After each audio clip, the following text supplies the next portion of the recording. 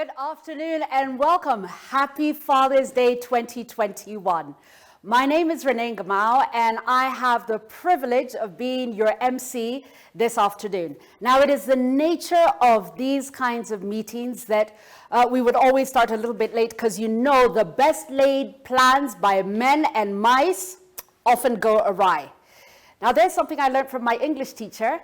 One of the guys, or one of the men, who was really pivotal in my upbringing. So we're celebrating not just the fathers by birth, but the fathers by nurture in whatever position it is that you are. Allow us to start with a word of prayer by Reverend Edward Ondachi, and then we will come back with the program. Reverend, karibu.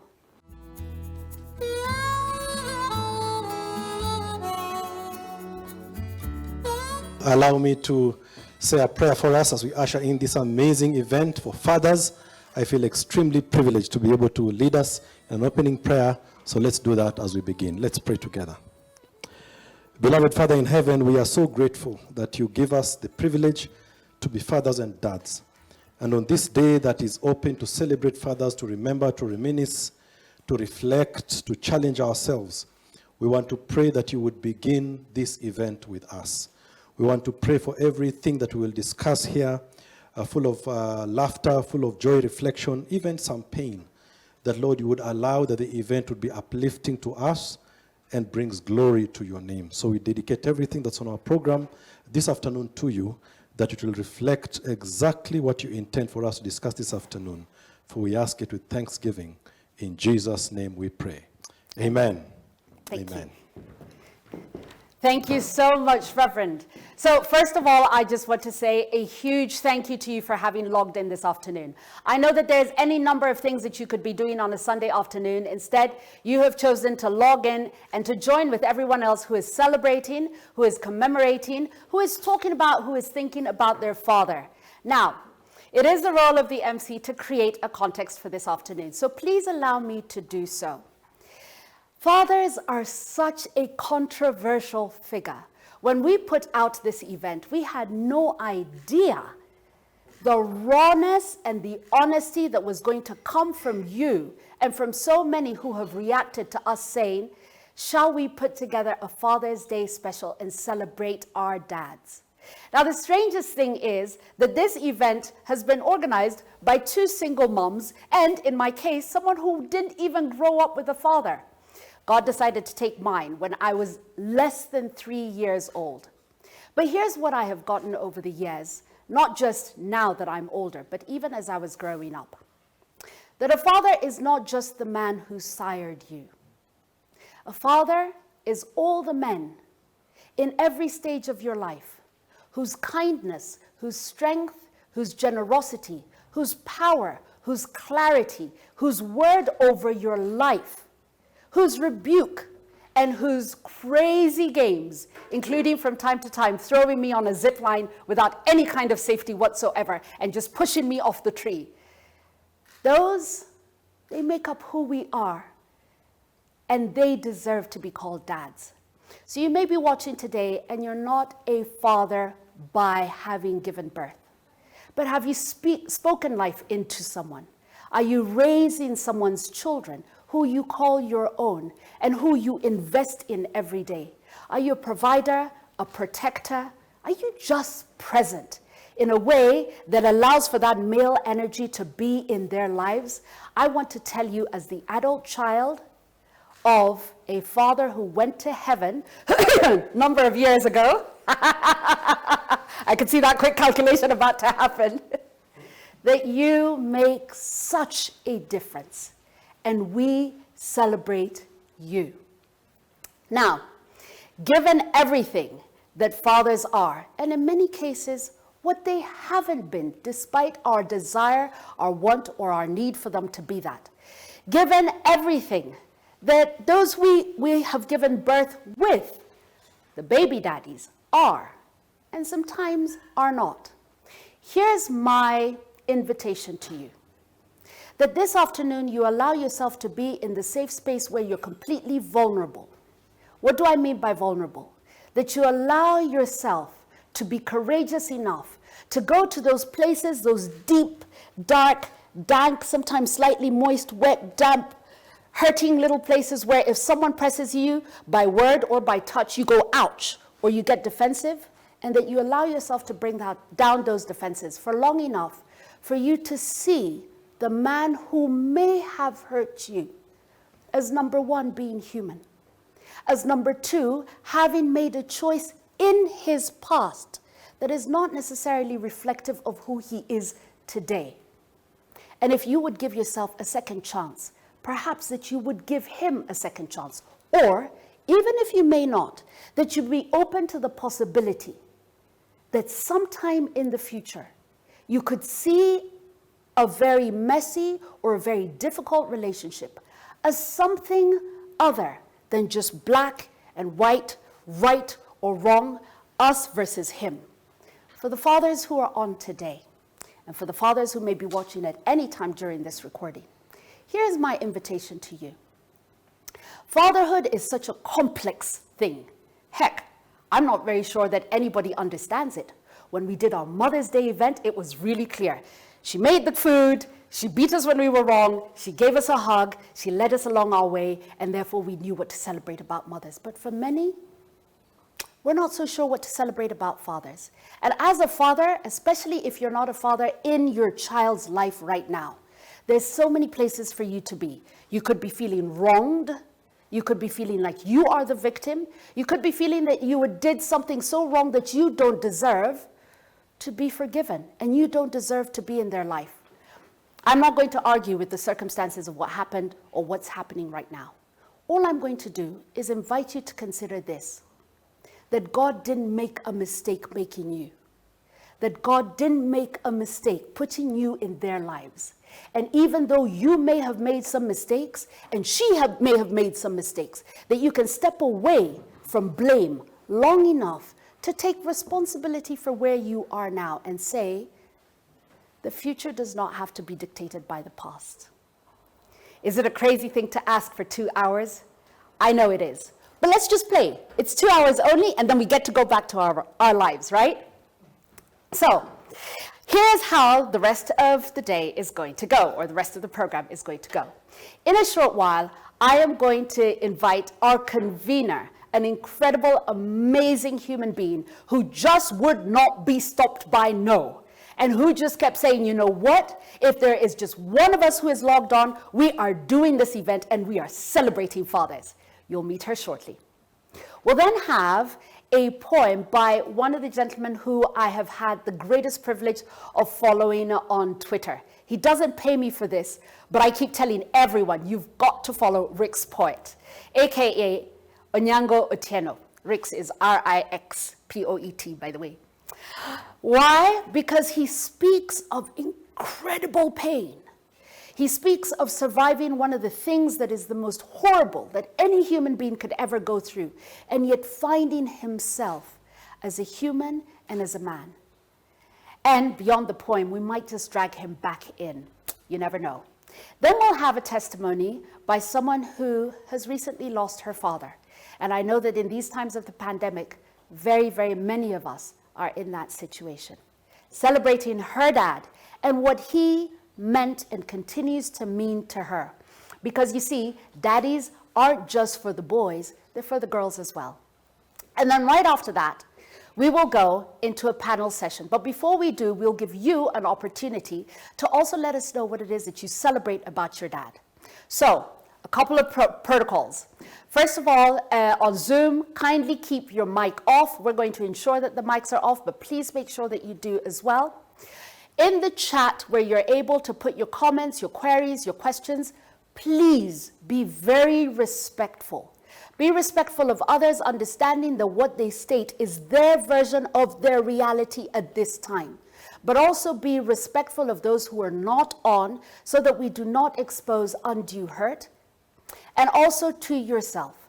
So I would invite you to be responsible, respectful, and curious. What is it that could happen if you actually asked the question and perhaps found out from the panelists? If you said something that was great about your dad and maybe even he saw it, despite his humanity. And at the close of our panel discussion, we'll come back with some questions, some comments from yourself, some reactions from our panel, and we'll celebrate our fathers, those who are here, and those who have gained their angel wings. So, without further ado, allow me to introduce the hostess with the mostest, the woman who would not say no, Miss Lorraine Kirigia. Welcome.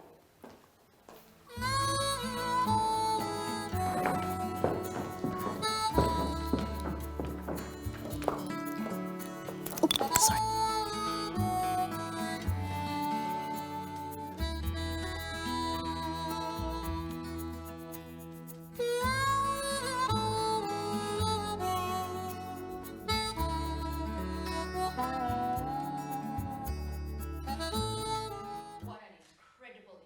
What an incredible energy you bring to the room every time.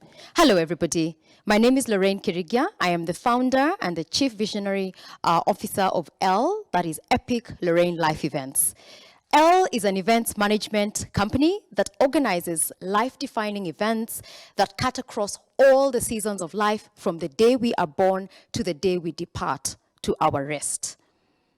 It's an honor and a privilege to welcome you today to a very, very special Father's Day event that has been put together to honor dads who are here with us, dads gone before us, and all those dads in waiting. Thank you very much for taking time to be with us here today. As we all know, and as Renee has really put it this afternoon, dads are those unsung heroes who impact our lives in the background. They don't say much, but they mean so much to us. Today, we have assembled an impressive panel to discuss the topic of dads in depth. We will cover everything, the good, the bad, and embark on a journey of healing. To you, dads, we want you to know that we see you, we appreciate you, we honor you. And so therefore, ladies and gentlemen, welcome to today's session. I hope you're enriched by today's dialogue. Thank you, and God bless you for registering and for being here with us today. Asante. Back to you, Renee.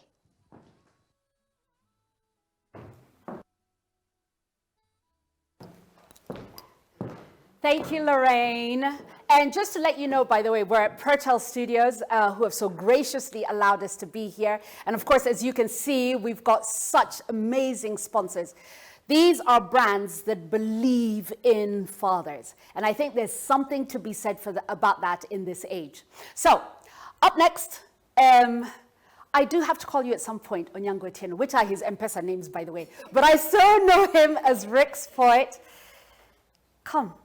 What else could I say about you? A man who, let me tell you how I know Rix. I followed this young man online who was speaking about abuse.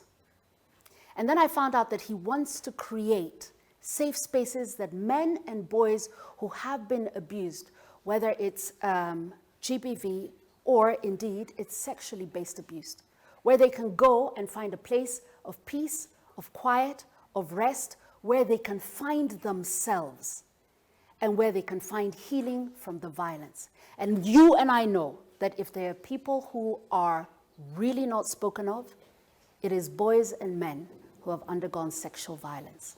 For this young man to be talking about it, I thought, we need to hear from him. Rick's poet, Onyango Etienne, karibu.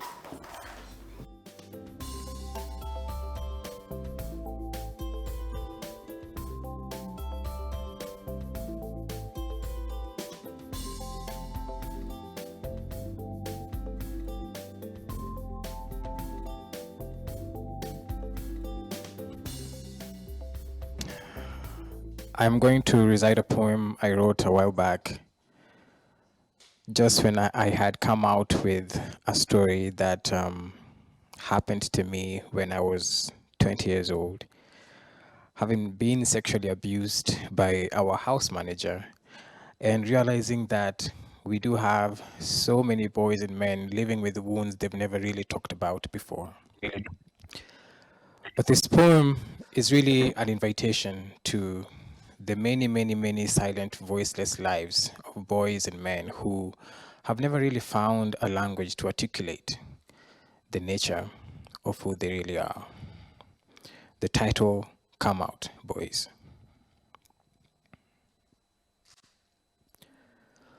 When I was young, Daddy would leave for work in the morning and come home with meat. He'd take me for walks, holding my hand, and I'd sit on his lap as he read the newspaper. When he was happy, he'd buy us 1-liter soda and Britannia biscuits. Putting me on our living room table, tell me to dance for him. On Sunday, we were the Holy Family singing in church. He was God to me. Always composed, a man of few words, sometimes coming home staggering, carried by his friends. And I thought to myself, maybe this is what fathers do. This is what it is to be a man. Stay composed, speak few words, stagger home once in a while, carried by your friends. But as I grew, he became angrier and distant. No more walks, no more music, don't dance in the house, it's time to read. Why did you fail this subject? You're foolish like your mother. The pain of separation from Daddy's love felt like death. How could God deny me? How could he choke my mother and stomp my head with his feet as though he was killing a snake? Did I remind him of the devil? Mother tried to hold it together, but you miss some things when you're in pain. It happened. One day, I was 15. Noticing girls in the neighborhood, thinking if I could get one to like me, to notice me, I was gonna be happy. But you know, my kind of sadness couldn't be kissed away. Growing up glued to telenovelas and dramatic soap operas with women lusting over rich men with overspread chests was our social classroom. You end up believing the bigger your muscles, the bigger your mind. Wait a minute, mind? There was no mind. We just wanted to have fun, get girls, be rich, unwind. But the rich guys died, leaving all their wealth behind. The girls, the ranches, their children became beggars. It was just so confusing. What was it about men? They seemed to be happy only for a short time. One day, Daddy said, I don't come to you with my problems because you'll think I'm weak. And I sat there thinking, what do you do when the heat is too much? Where do you take your pain? Who do you talk to? Many years later now I see he was taught to suppress. When you're angry, suppress. You're in pain, suppress. Don't know what to do, suppress. Suppress, suppress, don't express. Stay composed, speak few words, stagger home once in a while, carried by your friends. It all makes sense now. People don't get it. Suppression is delayed expression. It goes inwards, it finds a way out. We grew afraid to be intimate because we're never sure what will happen if we say our truth. Yet the truth is, you don't genderize emotion. You don't seclude yourself from feeling. I'm telling these boys, intimacy doesn't have always to be sexual. You've got to open up a little. Ask ourselves, to what root are we holding each other accountable? There's nothing to lose, it's just fear. I'm telling these boys, the quiet champions who brave the darkest nights of shame, battling their traumas with the dreary feeling of reproach, abandonment, rejection, on tight skin and teary eyes. This is for the boys who were told they are too emotional, too sensitive, suppressed by the dead society of wounded men they called fathers, or their lovers, or friends who broke code they didn't want to break. This is for the boys who know they have something within them they don't have a name for, a light no darkness has penetrated, a fire they have traveled with in the pockets of their precious hearts. Since 12, unseen, misunderstood, isolated, ignored, profiled, emotionally vandalized by a stray humanity. I'm telling these boys, the village tots and township lads, still innocent and raw in their hidden secret worlds. crafting their soft and brassy dreams in the chaos of horrific silence. Come out! Come out, boys! It's your time to give birth. Come out. Thank you.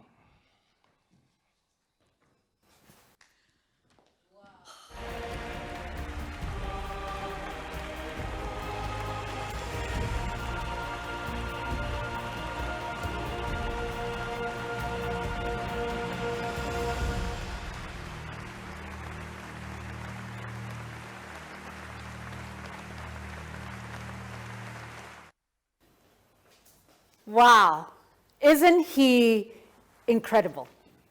Thank you so very much. That was amazing, says Evelyn.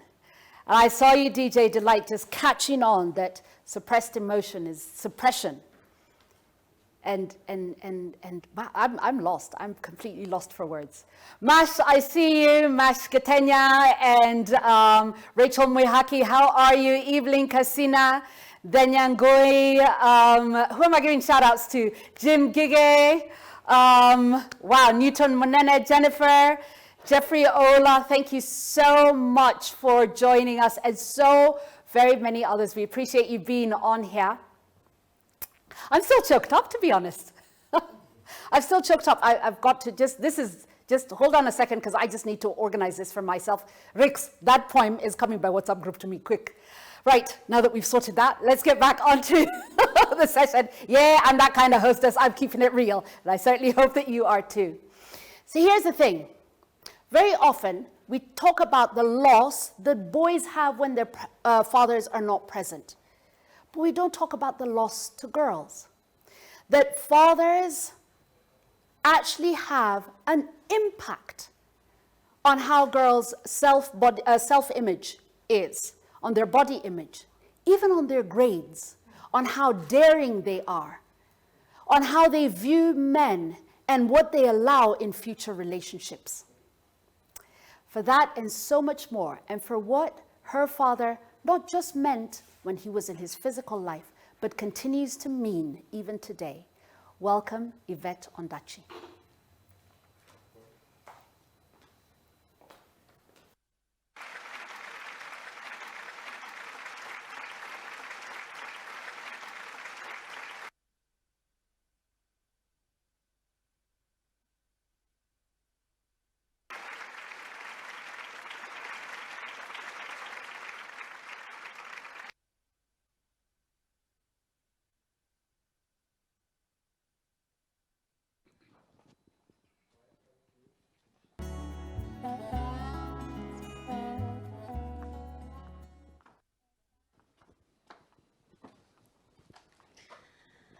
Good afternoon, everybody, or from whichever part of the world you are coming from. Good morning, good evening. On this amazing Father's Day, I want to celebrate my father. When I think about him, so many words come to my mind. I think about a cheerleader. I think about a supporter. But I tell you, this man, from the time I was 5, he told me, you can become anything you want to be.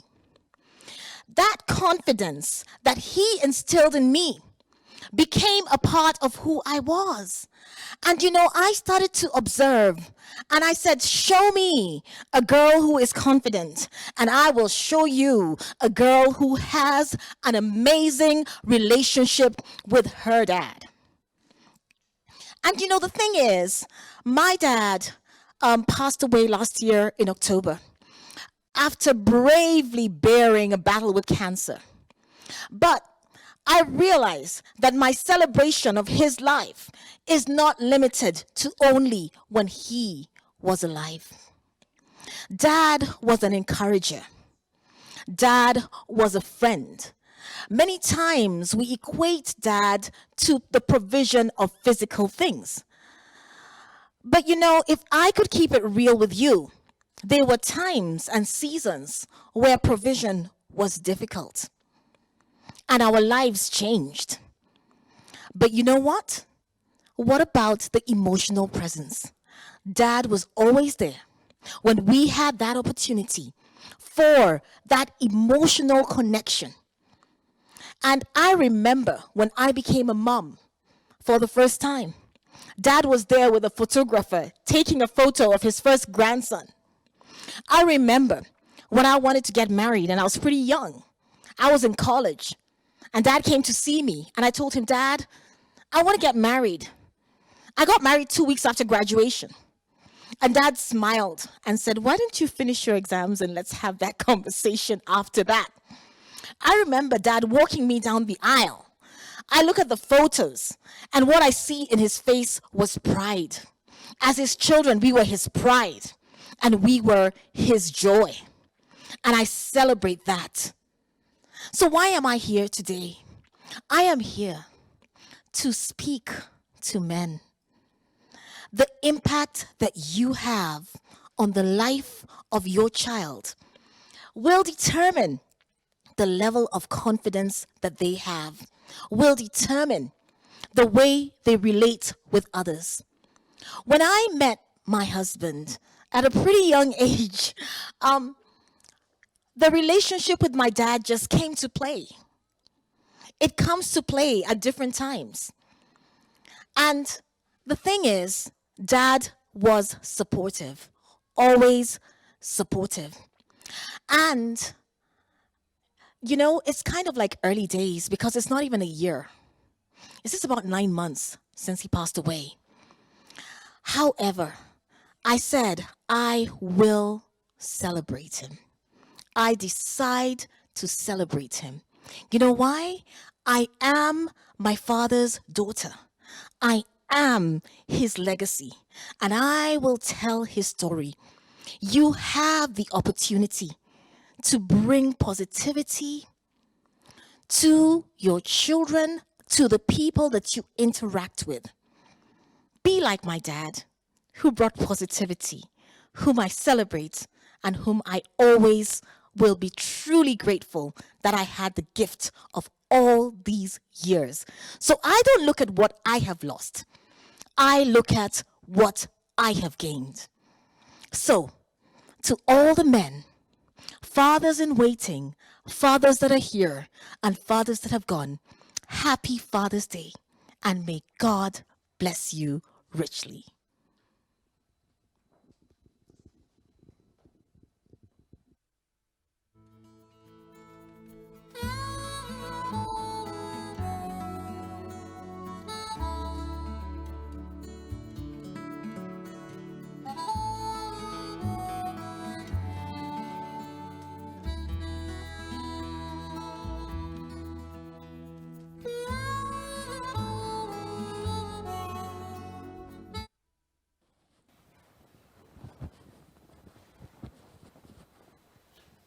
Thank you, Yvette.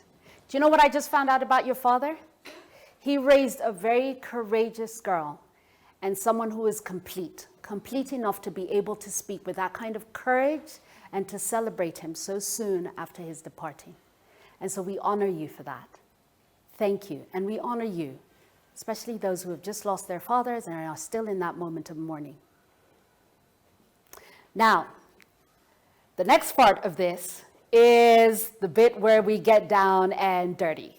This is the bit where we just tell it like it is. When I say we, I actually mean they, the panelists who are going to come up. So allow me to introduce each one of them once again. I think I'll start off with Gold. Ian Bogwa is not unknown to us all. He was very famously the judge at the TPF, and oh boy, did we have lots to say to him, about him. Now, if the only way you know him is as a judge on a contest, and you don't know him any other way, allow me to tell you a little bit of a secret about Mr. Mbogwa, as we called him in school. Oh, he's blushing already. He's ducking under tables and going, don't you dare. The thing is, he can't catch me now for punishment or tell me to go to detention after school anymore. So yes, he actually taught me. And this is what he taught me. not the subjects that he taught me, anyone could have taught me that, is how to articulate. You'll recognize this in him, won't you? How to say it while your head is up, your chin is high, you're holding yourself together, and you have already articulated it in your head before it comes out of your mouth.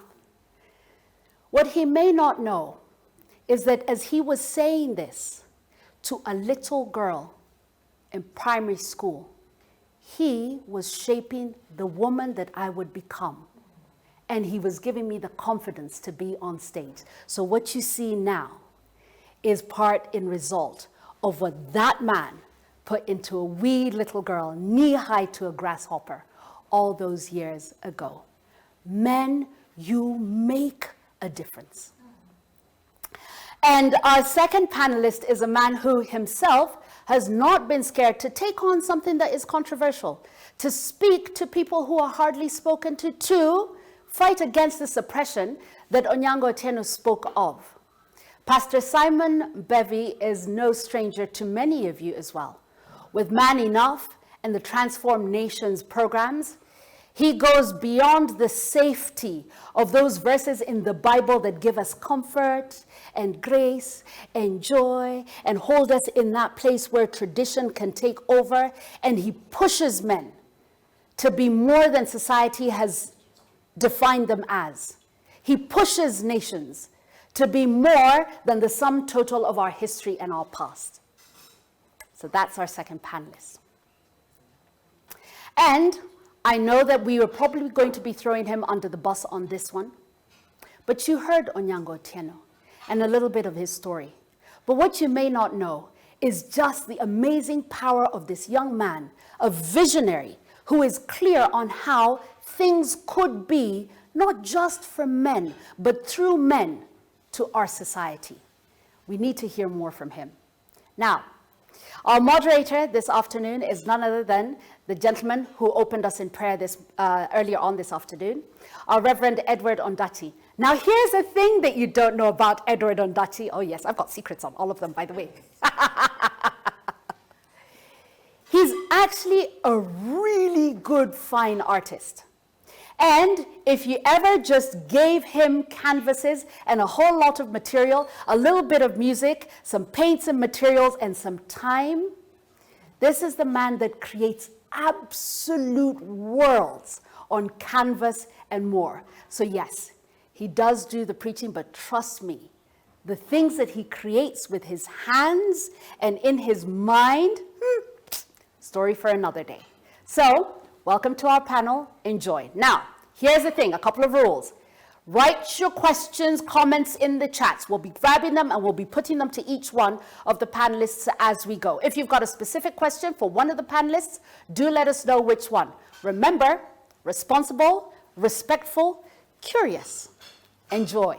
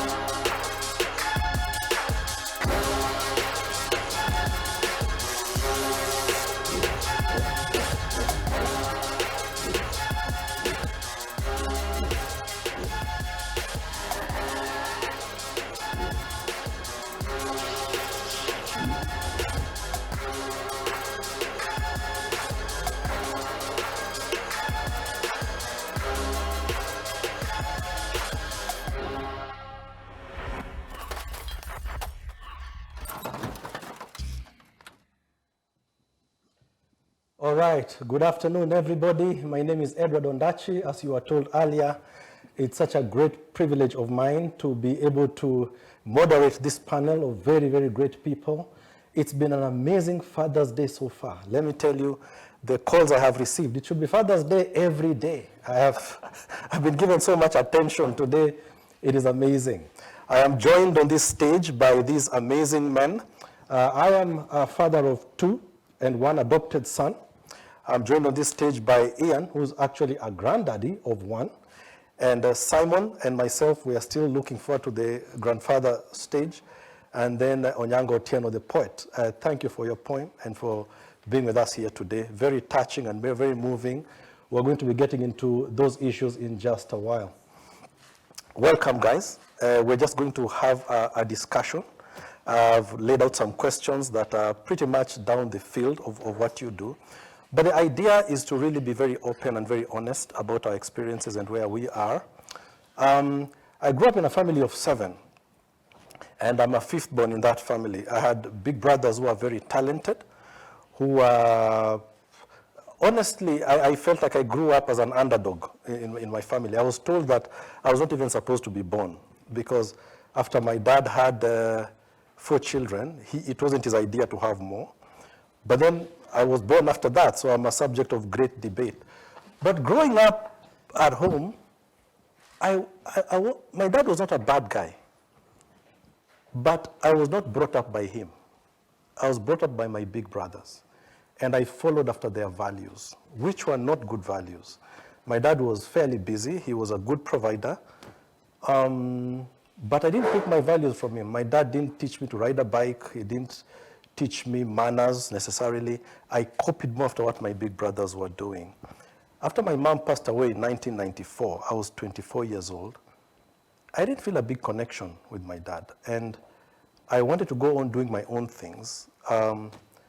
It's funny, but I became a Christian just some time around that, but my dad was not a big fan of anyone being a born-again Christian in his family, so I felt as if the distance between me and him was growing bigger.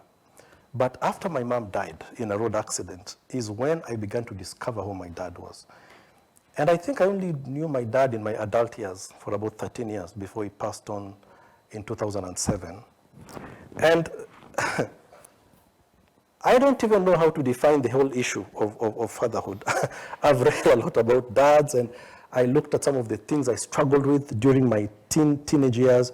I had a very rough teenage because I wanted to emulate my brother's behaviors. So when I hear about a conversation about dads, it's a very intriguing thing. I'm curious about what influences us into what we want to be. I envy guys who say, my dad taught me to drive, my dad taught me this and that. I observed my dad. I felt he was a little bit laid back at home. There are some things I'm doing today that I felt I wanted my dad to do, which he didn't do. But he was not a bad guy at all. When I hear some stories, I sympathize. But my dad was sort of there, and then he wasn't. I don't even know what kind of personality I am because of it. But that's where it is. So we're going to just have a discussion around the table and see what influences these men had in our lives and what impact they have for those that we are raising in our homes. Let me start with you, Simon. What kind of dad did you have? I should start by saying Happy Father's Day to you guys. Thank you. But my father had many of us. He wasn't as conservative as yours. We were 20. You were 20 kids. I'm number 18 out of 20. And 2 mothers, though. Wow. So I really got to know very little of him because by the time I came, he was pretty old. He was probably late 60s, thereabouts. So I got to know very little of him. But I remember as a child, some stories he used to tell us. He was a storyteller. He was a teacher, retired teacher, and he used to tell us many stories. And just him holding me, talking to me every Christmas, the few I remember. I remember him waking up and going around and waking us up and telling us Merry Christmas. Those moments, I think is what we remember. I think when we talk about fathers, we talk about the provision, protection, priesthood in terms of values, as you were saying, prophecy in terms of calling you out and telling you what you could become. But we forget being present is really the most important. Just the things we played together. I know that he provided for me, but that's not what I remember. The precious memories is when we played together. And he told me about animals and stories like those. So he died when I was 8. And psychologically, between 8 and around 15 is when a child really longs for a father's voice. Because when a child begins to draw away a little bit from the mother to know who they are, then they need another voice of a significant other to speak into their lives and call them out as a separation there is happening. So I think the time I needed him most is when he departed. Wow. And I'll never forget, it was a very emotional event for me. We had gone, I grew up in the village, I'm a village boy.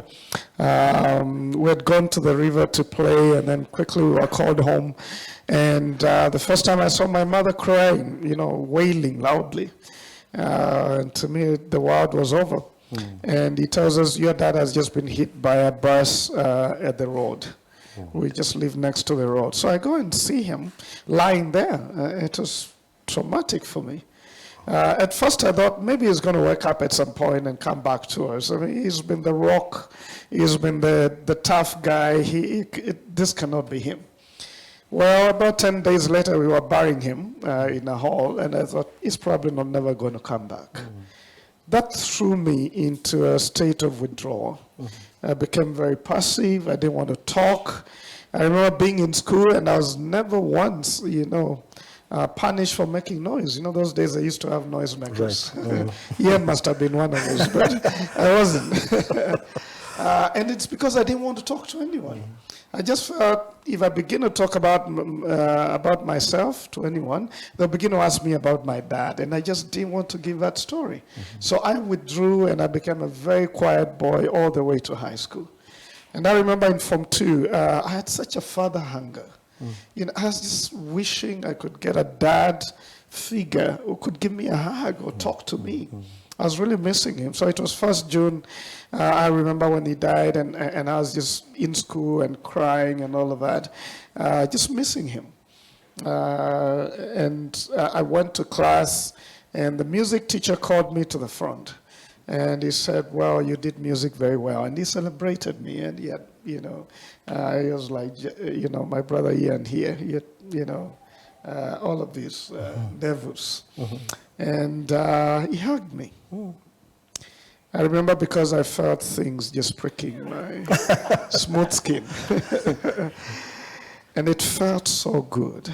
I cried for 2 hours. I had been longing for that. To me, I think it was just like a dream fulfilled. And I remember after that, I stood there and he saw I was crying and he said a few things. But then he said one thing I've never forgotten. He said, you're very bright, you can make a lawyer one day.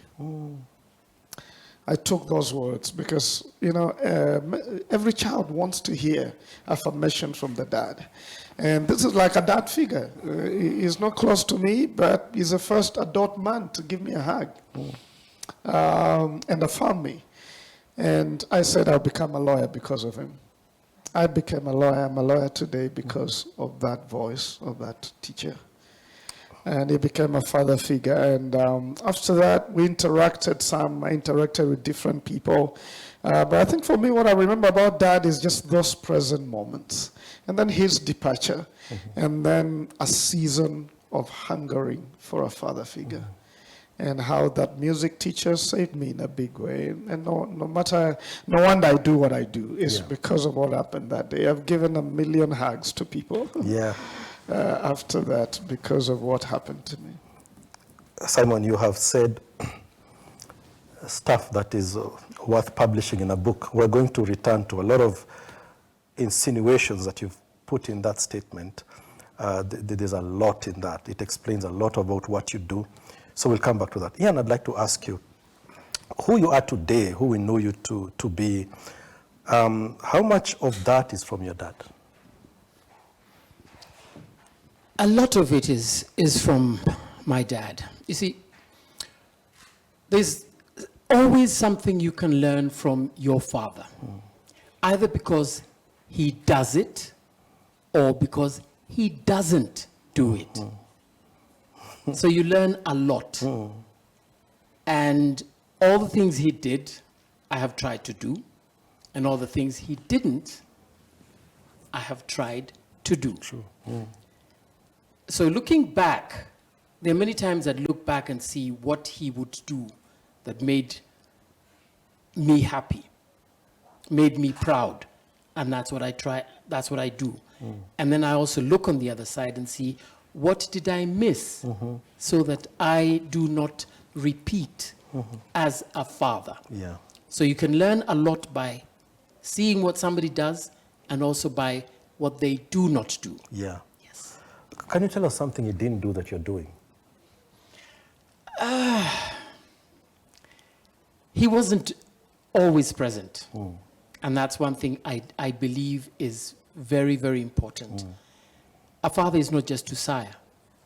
You've got to be there for your children, especially in the formative years. He was very busy. He was a teacher turned diplomat. And he would provide, like Simon said, provide all the things that are necessary to a point. But what a child longs for is exactly what Simon was longing for. A father figure who will be there to speak and tell this boy, I'm proud of you. Yes, that's what I didn't get. That's interesting. My wife and I have 2 biological children. For the reason that for us we were many. And that's exactly what you're saying. I really felt like I don't want to have kids who would repeat the experience of what I felt. I felt like I was down there, number 5. I was not very intentional in their minds. When I had them debating about whether they should have us, that affected me. And I didn't even know how much it affected me. So I wanted fewer so that I could give them attention. So we're going to return to that in a while. Let's dig a little deeper and go to Otieno. Otieno, we all listened to your poem, and people were tearing in this studio as you were sharing. But tell us now a little more, now without the poetry, just a little bit about your dad. Tell us a little bit about your pain and what you went through, and what has brought you out like this. Just tell us a little about that. I always have a lot to say about my father. But sometimes it's also good to talk about the good stuff. So when I was younger, way younger, we were really close, very, very close. My dad would take me to these evening walks. Like, I think he had this, a very systemic evening walk. Like, he'd go to his friends' houses in the evenings. So tulikuwa tunajua kuna maraundi kila time, jioni. I know certain time, it's 6 p.m. He'll hold my hand. We'll go to Nani's house, then come back home, which I really, really liked because I was around people. They were having different conversations at home. And then he had this little Sanyo radio. Yeah, those days Sanyo was big. And this is around 94, 93, 94. And I mean, he came from a family that loved music very much, especially African music.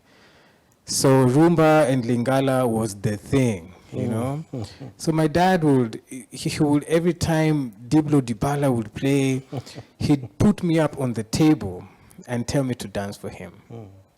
Man, like, I miss those days, yeah?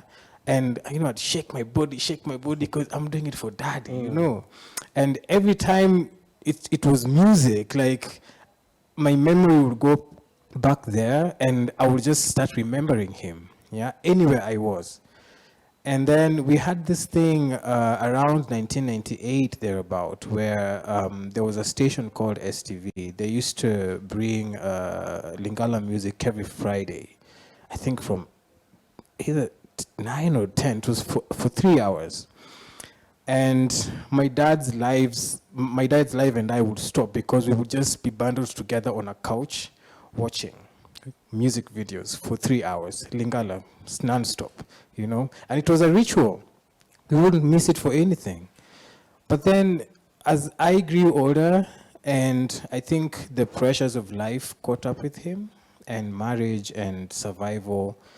He grew more distant, yeah, and especially after an incident that happened when I was 10 years old, where he was a teacher. He happened to have borrowed a book from a student he used to tutor, and he misplaced this book.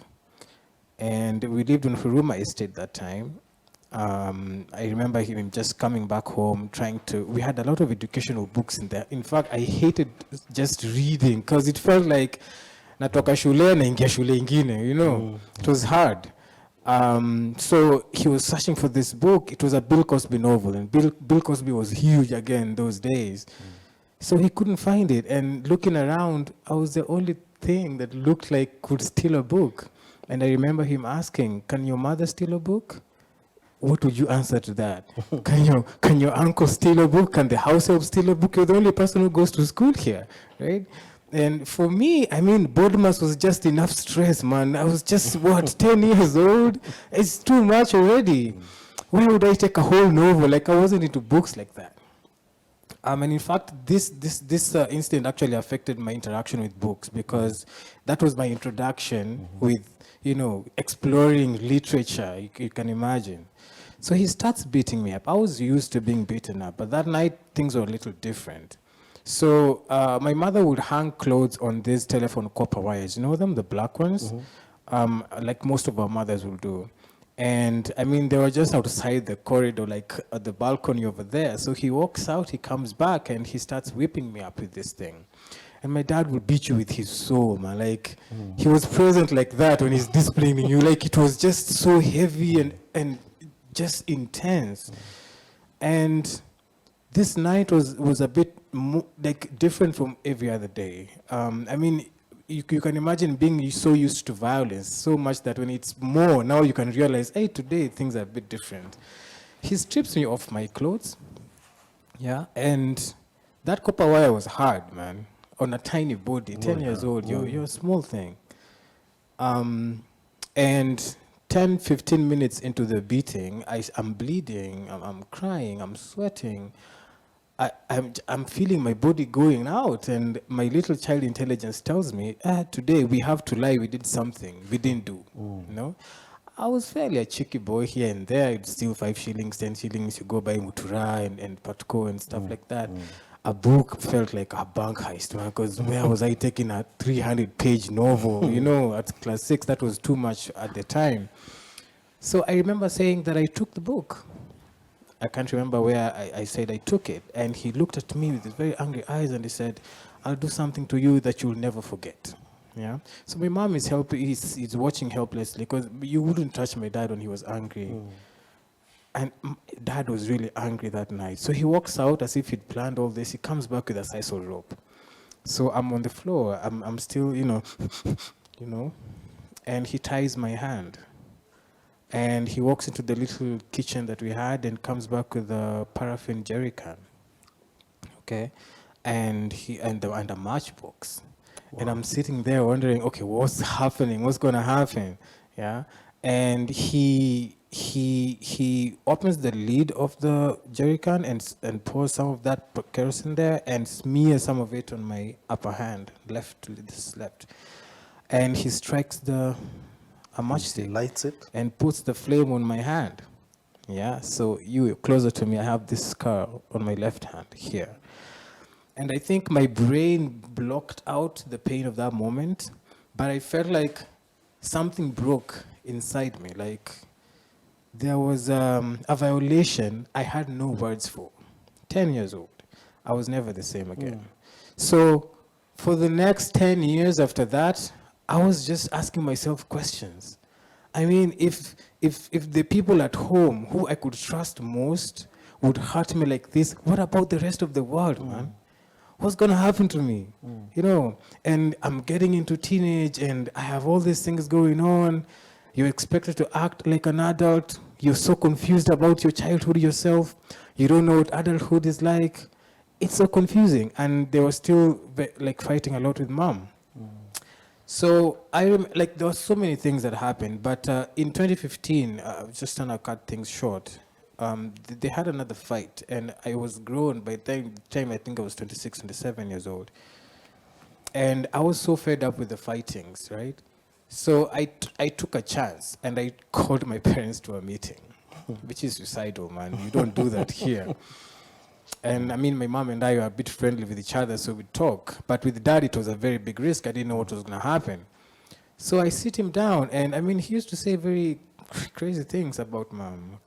And I was just like, I feel like these fightings have gone for so long. Man, if it can't work, I mean, you guys, I think you can just, go your separate ways, because I have siblings. I didn't want them to go through the despair I went through. And the emotional turmoil that comes with that in your childhood affects you almost for the rest of your life if you don't get the proper tools to heal through that. So I remember, I think I pushed my dad to a corner that day, and he said a statement that changed my life. I remember him saying, I don't come to you with my problems because you'll think I'm weak. Hey, to me, that was like the most vulnerable thing he'd ever said to me, ever. I don't come to you with my problems because you'll think I'm weak.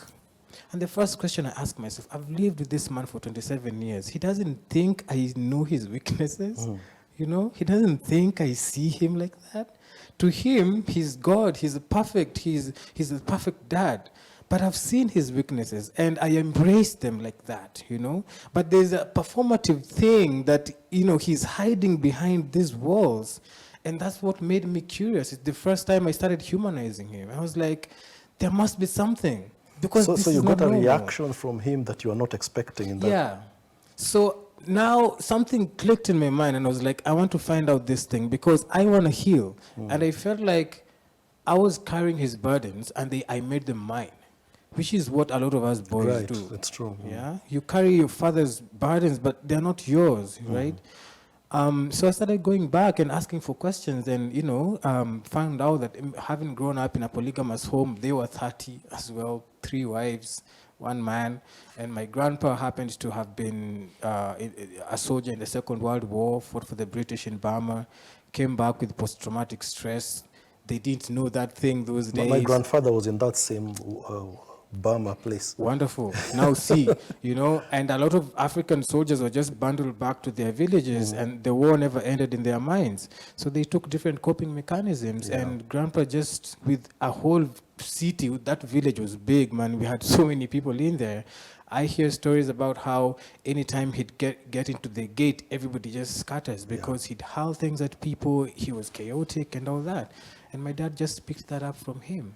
And he transferred it by design to us. You, yeah. I was supposed to inherit it. And because I refused, that is where all the friction was. Simon, I just want you to get into that while that story is still hot, especially the part of beating your child.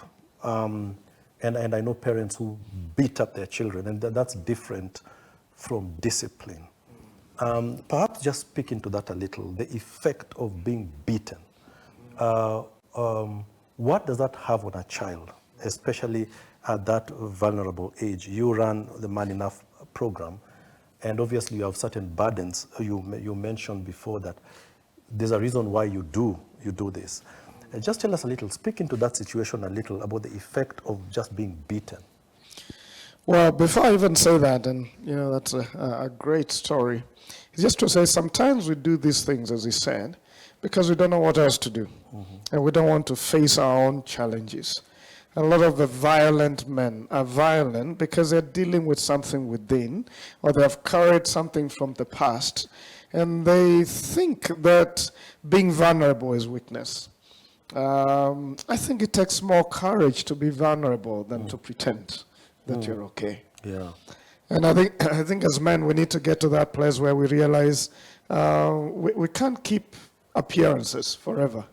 We need to look at what is inside. But getting to the question is, what you've asked about how this affects.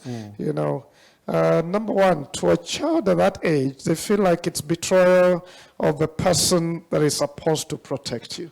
You look at your daddy as the one who is there to fight for you. Now he's fighting you. So just Yeah, like you calling said, you a thief. yeah, you begin to feel the world is unsafe, so you need to take care of yourself. And you begin to see the other people as an enemy because then you have not been protected at the place where you need to be protected. Number two, you could either become an abuser yourself or you go to the opposite direction where you hate all abusers and you withdraw completely because you're reacting to what you've seen. Yes. The other thing is just the traumatic experience in the mind. Those pictures come back. And when they come back, then some people will get into drugs to try and just handle that. Others will get into different addictions. Others will get into crime and violence and different things. As we do Man Enough, there are men who have come and said, now I understand where my problem came from. I'm harassing my wife, but it's not about her. It's about what happened when I was young. And I didn't know what else to do. And now I've come to a place where I can face myself and face my demons and say it ends with me and not repeat what my father did. Yeah. But just to say to all the men who find themselves in that kind of violence, a lot of it is what we have carried. And we need to get to a point where we can seek help. Yeah. And seeking help is not weak. Yeah. It's being manly. Yeah. It doesn't come close to manliness. It's when you realize I need help. Yeah. And I cannot live like this. I'll give one example, a quick one. There's a friend of mine in primary school. The dad was violent. I mean, he would just appear. He was an alcoholic. And so he would come drunk. And he wants to make everyone know that the man has arrived. Simba Mafika. The lion is here.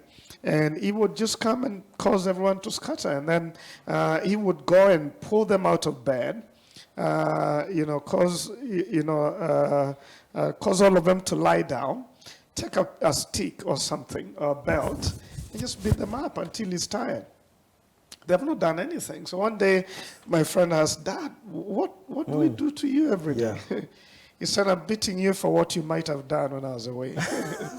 And for what you might be thinking of doing when I go. Now, that friend of mine grew up with such a bad attitude towards men and authority generally. He was a rebel because of that. He just thought people are in authority to dominate. That's the kind of picture he saw. And then, of course, he was running away from that demon of masculinity. It's just a negative kind of masculinity. And also, he was terrified, generally. He was just a fearful young person without confidence. So I think just to say to all of us fathers, what we do every day affects our children. And we need to understand our misbehavior could go generations in terms of impact. And a lot of it is because we haven't faced ourselves. There are a lot of fathers who are doing these things, but they have no clue what they're doing. That they're hurting their children. And to them, it's being a man. It's trying to make sure that this person gets straightened. But that's abuse. That's not correction. Correction is loving. That's really abuse. And it damages that child. For sure. Their soul, their way of thinking, their view of masculinity. I mean, he got help and he is here today, but there are many who went through that and they're in a bad place right now, maybe, doing all kinds of things out there. I just need to get into the space of where I'm asking myself, are men that bad? I mean, I don't even know whether, Simon, you've ever thought of running a Woman Enough program. I don't know whether you're thinking about it, but it appears that in every sphere of life, men have issues and serious issues. I was talking to Lorraine the first time she was running the Mothers in Heaven program, and there are the normal challenges that come with organizing a show like that. But the moment she started to organize a men's program, all hell broke loose, basically. I mean, I was very surprised about the resistance it was getting, about the amount of prayers we've had to pray with her about it, men calling in, resisting the whole thing. And I'm just wondering about a few things. How dangerous are we to our society? As compared to women, I think, what is the true effect of a man's anger or a man's leadership in the home when it's not there, or that level of abuse? how dangerous are we? Maybe in just one sentence before I come with a question for Ian. Well, I would say a lot of men out there are well-meaning. They really don't want to hurt other people. But then they don't know how to deal with what they're facing. Insecurities, wounds from the past, and stuff like that. The majority of the men are well-meaning. But what we need to realize as men is that we're very significant. We're a big deal. To your wife, you're almost everything. I mean, my wife looks up to me, and I'm a husband, and she's looking for love. When I don't give it and she gets disappointed by that, it can affect her for a very long time. So when I realize how big I am towards her as a husband, then I'll be careful about how I treat her, because I'm the world to her. She left her mom to come and live with me. That's how big this is. And she wanted someone who can love on her and just show her for who, affirm her for who she is and love her. For our children as well.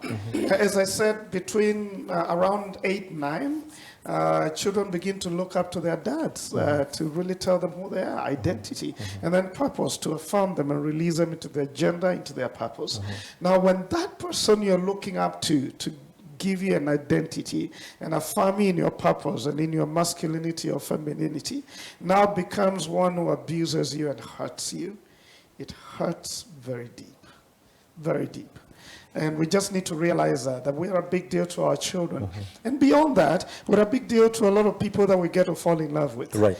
Part of the resistance from a lot of men and a lot of women as well of this conversation is because they've been wounded by men. And I stand many times, before thousands of people and talk about father wounds. Yes. And you will be surprised by hundreds of people, a 60-year-old, 70-year-old who still carry pain from a statement that was made when they were 8 years old by their daddy. That's how powerful we are, because our voices, either crush these little ones or they cause them to flourish. So I think us just understanding, many of us are not bad people. We're just dealing with a lot, and socialization is suck it up. Don't pretend like you don't have any challenge you're facing, and go on with life. But then you will leave a body count. I think I'd also like to add to that and say, it is much easier to look for faults in men than to look for the good. Right. Bashing men for what they are not doing is much easier than praising those who are doing what they should be doing. Right. And that's something that has been perpetuated for a long, long time. And that's why there's a resistance when you start talking about let's celebrate men. Right. It's what is there to celebrate? Because most of the things we hear about is what men are doing wrong. Yes. They are not there. So a day like Father's Day really should be to celebrate. Because there's no man who's perfect. Nobody can be a perfect father. Every father has got their fault. But it's a high time we started looking at the good things that these bad men are doing and celebrate them. Right. Thank you, Ian. Thank you. When my dad turned 64, he got an award. He had an extension at his place of work. He was to retire at first 55, then they extended it to 60, and then to 65. But he opted to take it a little bit early, so 64. I remember him looking at a plaque, and he was so proud of it. And I was with him up country, and I just asked him, so Dad, what are you thinking right now? What's your greatest wish right now? And he told me something that shook me a bit. He eventually died at 72. But he told me, I wish my dad was here. I never saw his dad. But it shook me a little. I thought he was going to say something as romantic as, I'm so proud you're here with me, to be seeing me receiving this award or stuff like that. He was wishing for someone who was not in that room, who had And died you see, that's a years human before. part. I think many times we are put on a pedestal. Yeah. Like we're supposed to perform at a certain level, but we're human as well. Yeah. You look at your dad. He was a rock. Yeah. And here he is wishing that his dad was there. The same with my dad, even though, I mean, he was a great dad, but he was born and raised an orphan. By the time he was 3, he had lost both his parents. Now, I think it's one of two things with your father, if I'm not wrong. Either his father had never thought he would amount to much. That, he told me that. Okay. Right. Yeah. Yeah. Yeah. So he's still carrying He was still he's saying, carrying that load. "Dad, it's not look my at me." children are happy for me. Yeah. I wish he was here. Aone. He thought I was going to be nothing.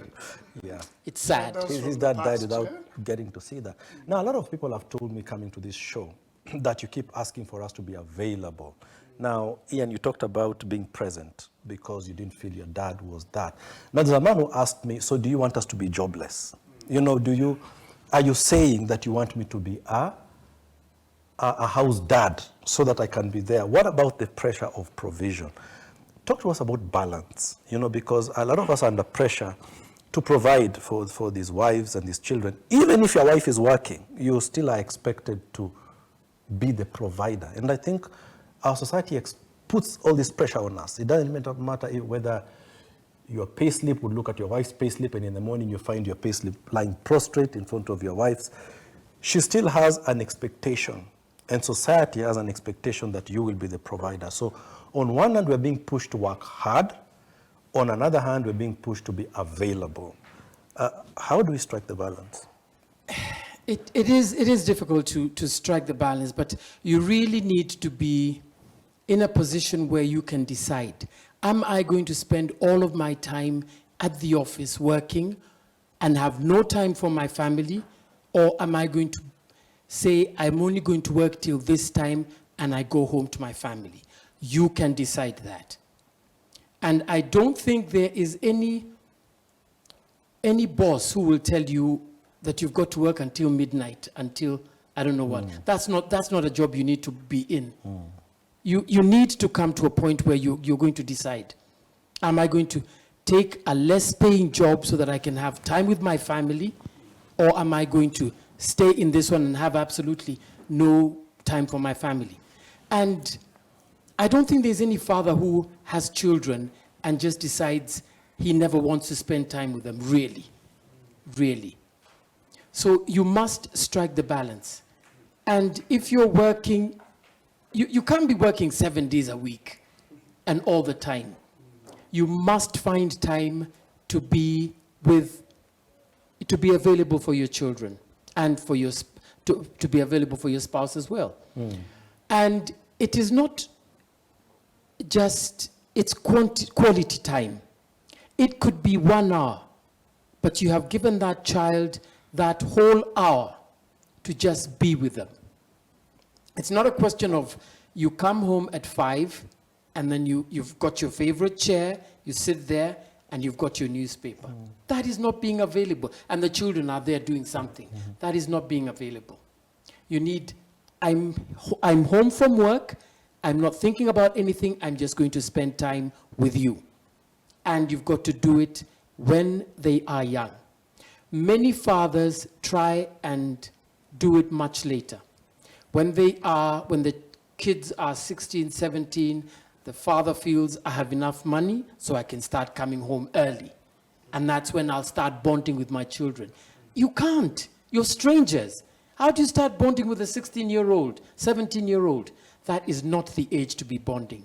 If you are not there in the formative years, forget it. You're a stranger. You will come in, they will go out. So you need to think. Okay. Yes. Usually by that time, they have a closed spirit. So a friend of mine was telling me that the longest drive he had with his dad or time together was to drive from Nairobi to Nakuru, because they had nothing to talk about. He had not known him when he was young, and now he's older and the father is trying to reach out, and there's a place for trying to reach out if you realize you messed up. But he said, they said 2 words, you know, from Nairobi when they were leaving, said, are you okay? You know, just fix your seatbelt. And then it was quiet until Delamere, you know. Said, do you want some yogurt? That's it. And then until Nakuru. And it was just awkward because there had not been that connection. Early. I think you make time for what you prioritize. I want to speak on behalf of men for a moment because you started it off. A lot of men would say there are reasons why they feel a lot of the pressures of not wanting to be at home. This idea of going home at midnight, you go home and you find kelele over there. Now, I need us to speak a little about what we need to perform at home. Now, this is in two ways. There are men who are in a baby daddy situation. So you're separated because there could be an assumption that we're assuming every man has a spouse at home and a good environment. Perhaps there's a child of yours in that home that has got another dad, so you are replaced, and there's hostility in that home, or your ex is in that home and your child is there, or you're in this home, but the atmosphere is not such that you would find it a happy place to go, but we still want to be dads. So perhaps you could speak into that a little before I come to Otieno about the whole question of how do we deal with forgiveness when we are abused. I think when there's a commitment to get involved, you find a way, even if it's tackling the hard situation. And I've talked to some dads because we do a program called Intentional Dad.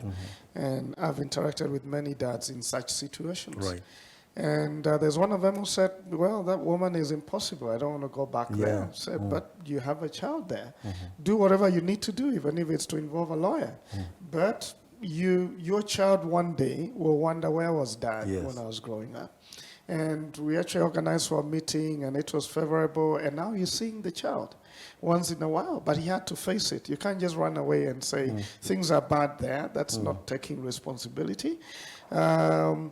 There's another dad who has a child here but lives in Dubai, and he was in the program. And after that, he said, all right, every week I'm going to call in for an hour and talk to my child. At least that's something, because there's a commitment. Right. In case you're in a place where it's completely hostile, that the mother of the child doesn't want you to get involved, and maybe there's a restraining order, there's only so much you can do, but at least try. One day the child will say, I know my daddy tried to see me, and it didn't happen. But if you don't try, one day they'll wonder, why didn't dad fight for me? Was I not worth fighting? But lastly, what I would say is, we get busy sometimes as a way of running away because we don't know how to connect with the children. But simple things like doing some work together, driving together, playing golf together. I think you play golf.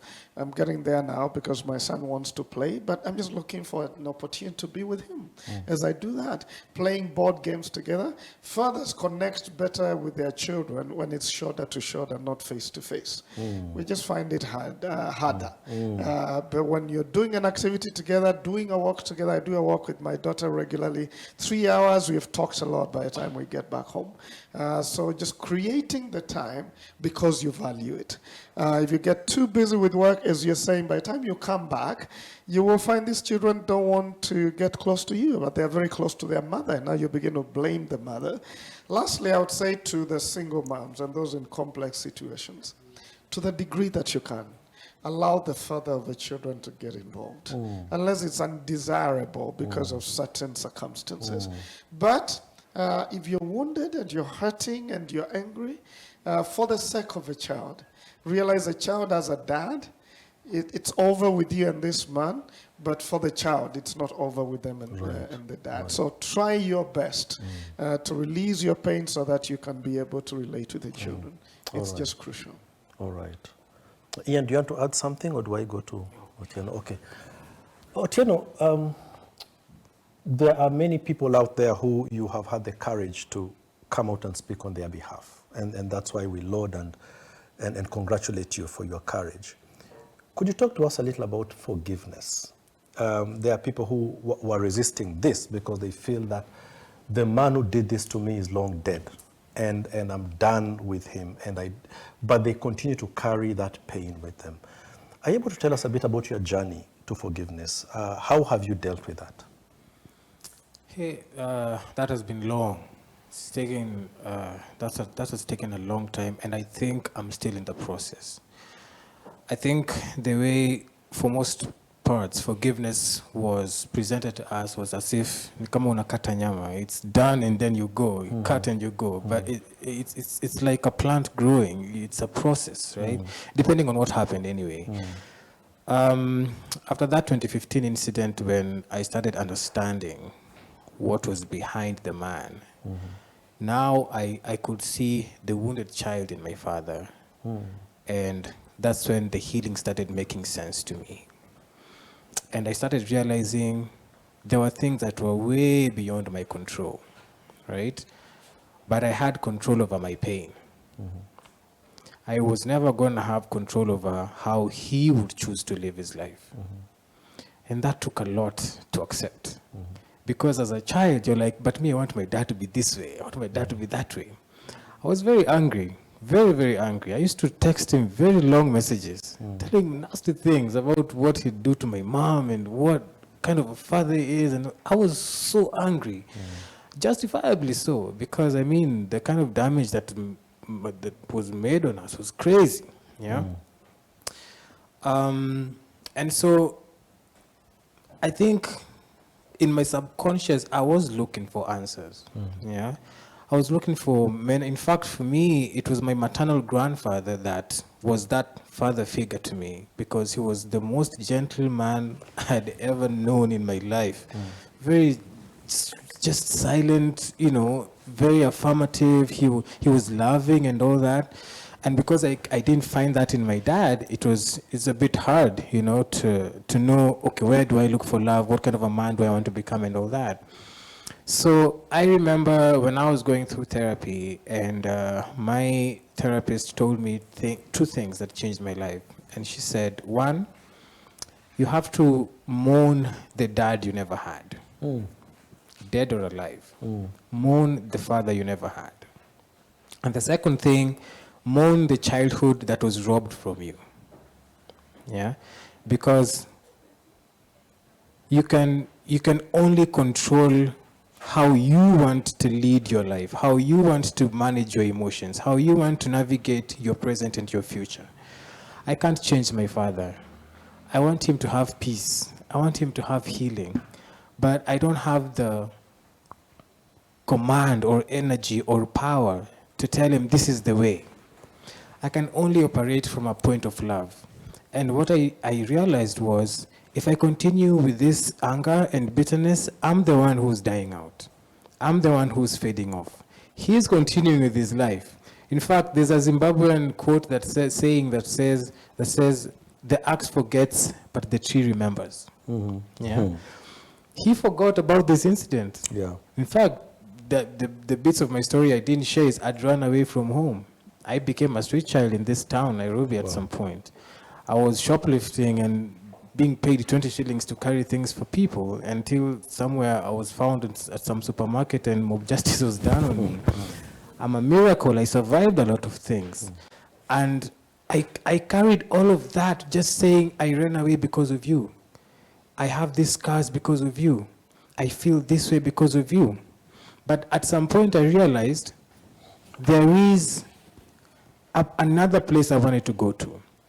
A place of joy, a place of peace, a place of kindness. And if my father was not in a position to give that to me, at least I was going to be in a position to give that to myself, okay? And so I released it. I let it go, you know? And even though some things are not perfect even today, I say thank you for the things he tried, the things he did well according to his knowledge. He also came from a very chaotic background. He usually says that he's not a bad person. He means well, yeah? But the damage he causes even through that. And it tells you the psychological wounds that people carry, like someone was saying.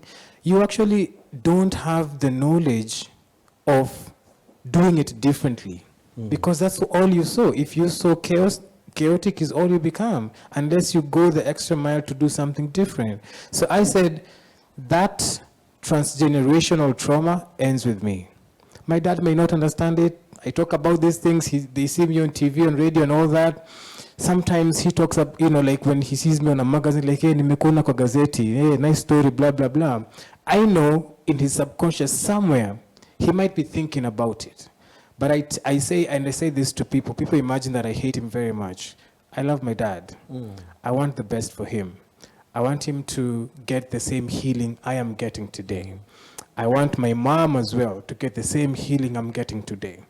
But this place I am in my life today, moving forward, I am about joy. I am about peace. I am about uprooting all those bad fruits and roots that, were meant to make me feel bad and angry all the time. I don't want to grow old so fast, I want to live to have white hair like some people in this panel. Thank you. Thank you. Thank you very much. My goodness. Sure, you're not talking about me. It's here. Can I add something very Yes, of quickly course. about Quickly. forgiveness? Yes. What I like that you said is that it's a choice. Forgiveness is a choice, but it's also a process. Many times we don't forgive because we think we are letting that other person off the hook. And we feel that's injustice. But in law we say there are lower rights and higher rights.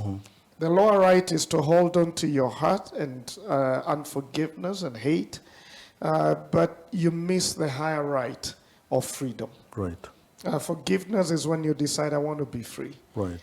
Because life is 10% what happens to you, 90% how you react and what you choose to do with it. And so I love just what you're saying, that many of us are in such pain, and we always say in psychology that pain is unreasonable. And when you're in pain, you don't think straight, and sometimes you need someone else to help you see. You're self-destroying. Because as someone has said, unforgiveness and bitterness is like drinking poison and hoping the other person is going to die. It hurts you. And you give the other person who hurt you the right to control you many years after the act. And maybe he has moved on and he doesn't even remember. He's eating steak in his house, and you're hurting. So I think forgiveness, in fact, I think it's Martin Luther King Jr. who said, forgiveness is the best revenge to your enemy. If you must see the other person as your enemy. And so I pray and hope that as many as are joining us, that we will find that forgiveness is for your freedom. Yeah. Get yourself out of the cell block of unforgiveness, bitterness, hate. You don't belong there. Yeah. Another thing is, you don't have to come and say sorry to me for me to forgive you. You don't have to. Forgiveness is for me. My forgiving you is getting this load I'm carrying and putting it down. Whether you are sorry for what you did or not is irrelevant. I will come and tell you, I have forgiven you. I'm no longer carrying this burden I have. I've moved on. You don't have to apologize to me or feel sorry. But the forgiveness is for myself. I've offloaded it. Because we've got very many young people who think, now, my father has passed on. Yeah. And what he did, how can I forgive him? Right. How can I go and talk to him and tell him that? It is possible. Right. You find a way of talking to him and telling him, you did me wrong, but I'm forgiving you. And with that, the load gets off your back and you're able to move on. Wow. Forgiveness is for the forgiver, not for the person who did wrong. Correct. No. Yeah, I think just as an addition to that, I'm a trauma therapist as well right now, and one of the most powerful ways I think helped people do that, especially with fathers they're not in touch with anymore. I tell them to write me a letter as if they're addressing them. Right. Yeah, and it becomes for most people the first ever lot of time therapy. they're releasing that thing. It goes, So I think many, especially young people, because they don't have the tools to navigate these processes, that's why we need more people in this space to help them process it, because it's almost like, I think, the confusion around, okay, I'm being told to forgive. I don't know where to start. And is my pain being validated at the same time? That's where the struggle is, right? But if somebody shows me, I'm willing to do it. Actually, I was about to just say the same. I also have gotten many people write me a letter as if I was at that. Right, and you become a And there's a vent. friend of mine who actually went to the grave. He had never been to the grave and just spoke to the dad. and said, this is what you did for me many years ago, this is what I've gone through, but I want you to know I let it go. And Yeah. he just really wept it out, and after that he was free. So there are different ways through therapies to be helped to process that. But find help for process so that it doesn't continue to eat you up. To eat you up. Now, I told Lorraine we won't have enough time. I told her that. And I just want to say it on air. Haven't we just We've used just 5 minutes? started. We haven't 10 covered minutes, half have the we? issues I wanted us to cover. But I did tell her as well that we're going to need more than one show to cover the issues because there's so much to unpack. So we've got a lot of questions coming in. There's this one that I have to ask, and either of you could answer it, Simon or Ian. How do you reconcile yourself with a father when you are an illegitimate child? How do you do that? What is an illegitimate child? Answer that first of all. I don't believe there are any illegitimate children, really. What is an illegitimate child? I guess the assumption that you're born out of wedlock, or you are a wild seed planted somewhere, like fathers who cannot lay claim of you, take pride in you. They consider you outside of, of their legitimate issues. Either you won't inherit anything from him, so you know that you have a father somewhere, he has a family, but you are outside of his official listing. He won't recognize you as his child. I guess that's the definition you're going with. It's something that I have dealt with. I had somebody who knew who the father was and came and told me, I would like to meet my father, my biological father.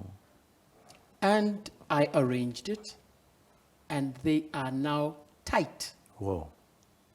They are tight. Whoa. But you see, it's much easier when it is the child looking for the father, and the father knows that this child of mine exists. But the mother has completely kept them apart. Because, sorry, but some single moms tell their children that the father died or moved away. Yeah.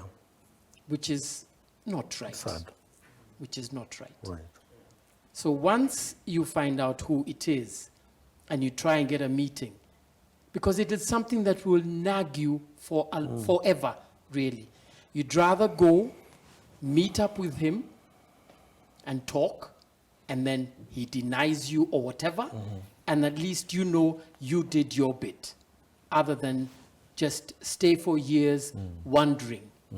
I wish I just got the courage to go and talk to them. Yes.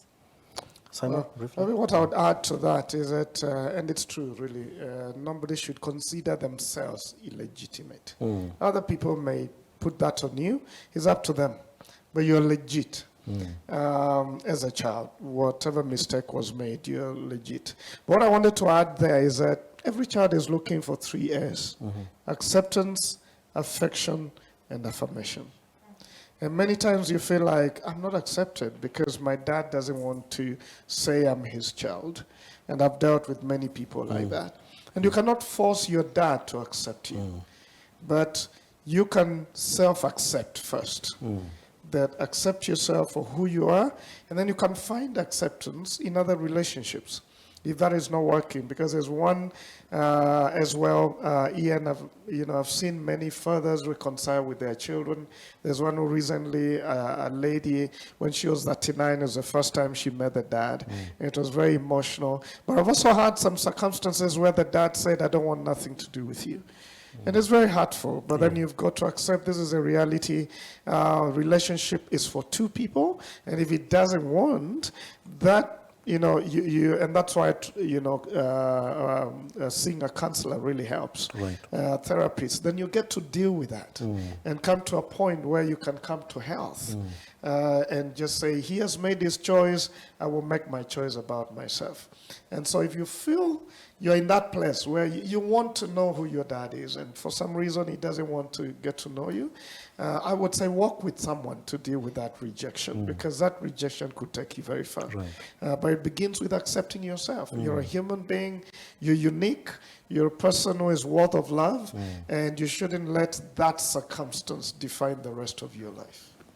Gentlemen, thank you very much. I just want to read some of the feedback that is coming to us because our time is gone. Somebody is saying they're in total tears. Kare Wareham is saying, Onyango Otieno, you are a better individual than most. The fact that after all that was done to you, you're still able to forgive with such an open heart, the person is saying they are in awe. People are saying, amen, this is so, so profound. Marsh Gatenya, you are saying, keep hope alive. It's a process of healing that is happening. Move on forward and be intentional. Timothy Kiara is saying, great honor to our fathers. Big up, L. Gentlemen, I want to thank you very, very much for your open sharing. I think you'll agree that we are not done. We shall need to require some more time to be able to delve into these issues. But I want to thank you for your honesty and for your sharing. We shall hand it over back now to our MC, Renee.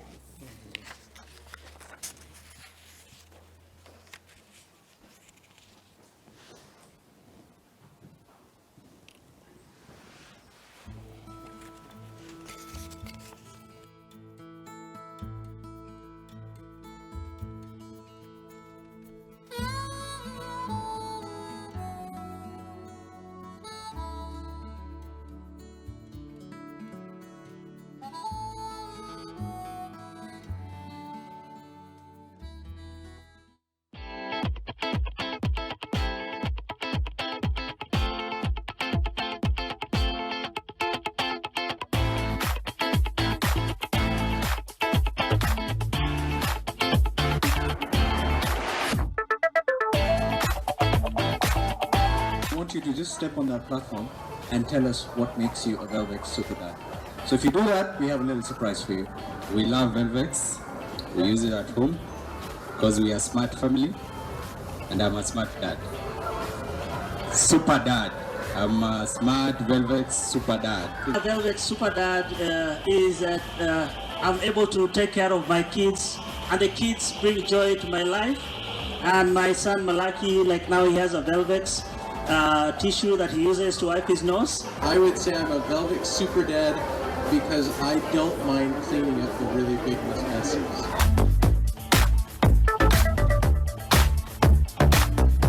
What makes you a Velvex super dad? What makes me a Velvex super dad is being there for my daughters and my wife when they need me, and to share moments together with them. I think what makes me super daddy is that I'm available. I'm available to the girls, father of girls. Why am I a Velvex super daddy? I can fly. I do everything you want.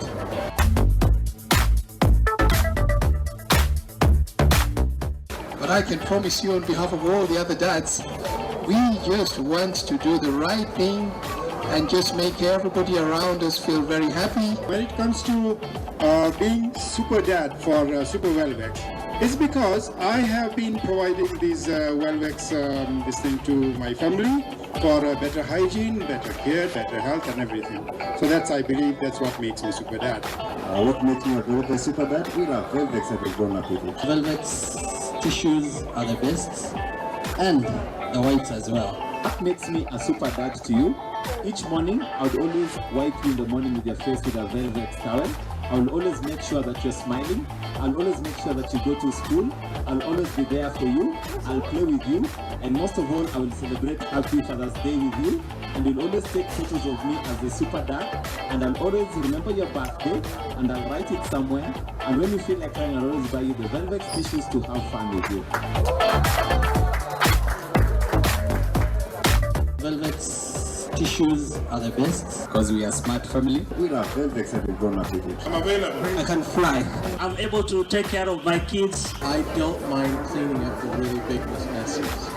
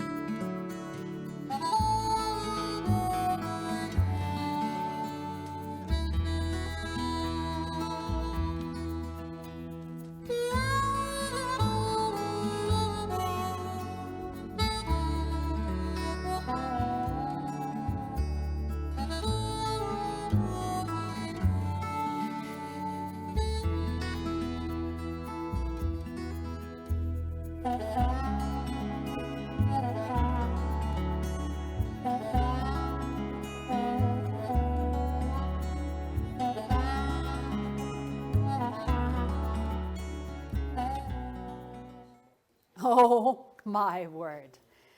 Can we celebrate that panel even more? If there was an outpouring of hearts by men, I think we've just witnessed it, have we not?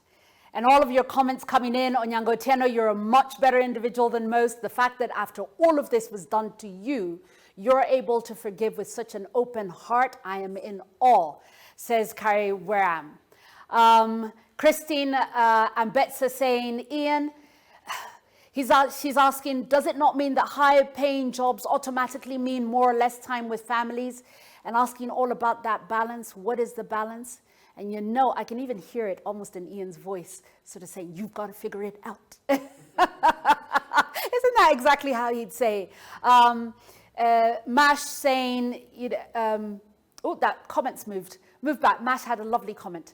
I'm going to find very profound, being able to share live. Kudos to Otieno, awesome points. Mourn the dad you didn't have dead or alive, and mourn the childhood you never had, especially for those people who lost their fathers very, very young.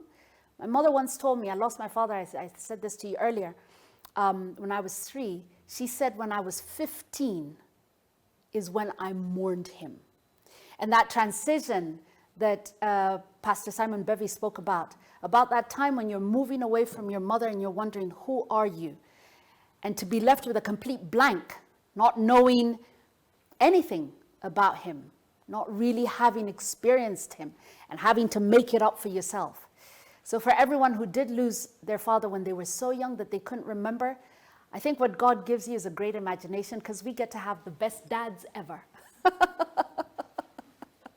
And let's see, I'm going to read a couple of more comments, just really scrolling down very, very quickly. Let's see, what have we got? As a woman who watched my dad with my brothers, it's so refreshing to see men today being more in touch with their softer side and showing not just emotion, but touching their children and holding them close. The boy child, for the longest time ever, I feel missed out. Oh, that's a lovely statement. Oh, what a great tribute to your dad. I am the father that I am today. My father made me the father that I am today, says David Mureithi. 19 years on, and I miss him immensely. And then you're saying, oh, thank you for the statement on energy. My dad was in the military, the Kenya Defense Forces. He went to several peacekeeping missions. What I remember was he sending cards and letters to school, in each a picture of himself. In a war zone, he showed me that there's no situation that can hinder communication or show love. Even in his physical absence, he communicated. He was always there. I knew what to look for in a man as I was dating. It was very clear. That was amazing. Happy Father's Day to him from your little girl, Evelyn Casina. So many poems, so many words, so many things to read in the comments. Thank you so much for participating. We're not done yet. I know we're a little over time, but you know how we are as Africans, man. It's like kind of from 2 o'clock to kind of like 4 o'clock, somewhere thereabouts. And here's what I want to invite you to do now. And indeed, it's not me who is inviting you, it's our panel who did. What could you forgive your father for? He's human. The things that shaped him, unresolved, shaped you by their presence or their absence. What could you forgive him for, so that, as Ian was saying, you're no longer carrying the burden? So that, as Simon was saying, you're no longer drinking the poison and hoping that somehow through the magical power of I don't know what, he's the one who's going to die or at least have a stomachache. What could you forgive him for today? Write it in the comments, by the way. And what could you celebrate your father for? Alive, present, absent, in controversy, in peace, in joy, in a great relationship, in a fractious relationship. What could you celebrate him for? Write it in the comments, and you know what? We're going to see if we can keep this up so that your fathers can come back and check out this recording and actually see what you said about them. Remember that words can build, words can create, words can give life to. What would you celebrate that man for? And now we're going to have another session, which is a tribute to a father who has gained his angel wings. A father who departed this January.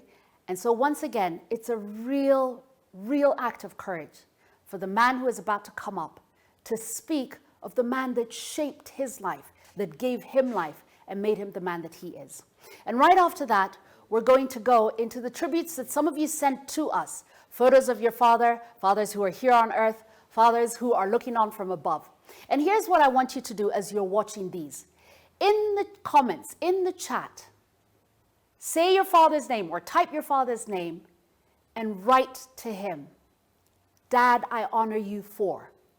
Dad, I want you to know that I love you because. Dad, I forgive you for. Whatever it is.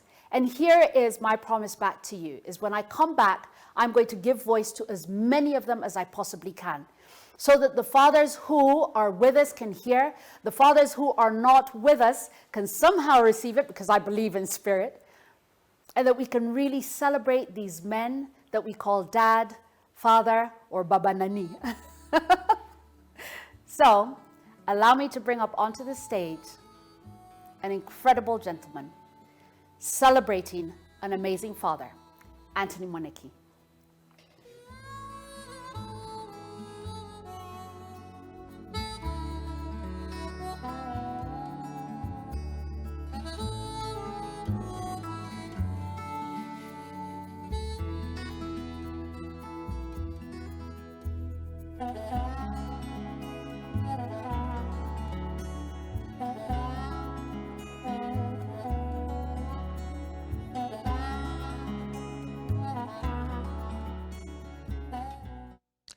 Good afternoon.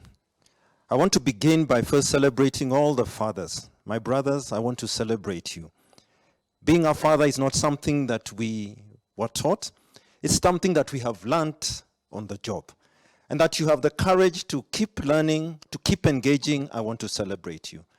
I want to particularly celebrate any father of a special needs child. I know it's not an easy thing to raise a child with special needs. I know you've gone through challenges. I know you go through difficult seasons. I know, too, that you also have times of joy. But you continue to remain engaged, even though this was not what you signed up for. So I want to celebrate you, but I want to celebrate wholly all my brothers, we who are raising the next generation. I want to remember the fathers who have already raised their children, who are now looking at their grandchildren. I want to celebrate you. But today I want to celebrate a special man. On 20th January this year, my father passed on. My father died after a battle with cancer. I want to celebrate him because I want to say here publicly that my father was and still is my hero.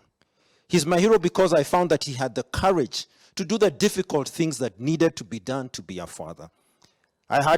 He was one who was willing to limit his ambition, career ambition, in order that he may be present for us. I know time and time again we are told of jobs that he had to turn down because they would take him away, because he knew that he wanted to father us, so that we may be the people, I and my siblings, that we are today. I want to celebrate him for the courage to bless, for the courage to give, for the courage to protect. We are everything we are because of him. Now, I want to also recognize that we didn't always have a perfect relationship. But I remember that we always took the initiative, either he or I, to look for each other and sit down. I remember at the age of 30, we sat down and we had a candid talk. I shared my heart, he shared his. We acknowledged the things that hadn't worked, the contribution that we had made to each of those things. And we forgave, we apologized and we forgave. And we mended our relationship and started a journey of healing. A journey that allowed us to be friends. A journey that allowed us to work together, to minister together. A journey that made him more than just my father. He became my partner and my friend. I celebrate my father because I was able to receive his blessing even as he prepared to depart from this world. I celebrate him because I am what I am because of him. But most importantly, I celebrate him because he pointed me to the ultimate father.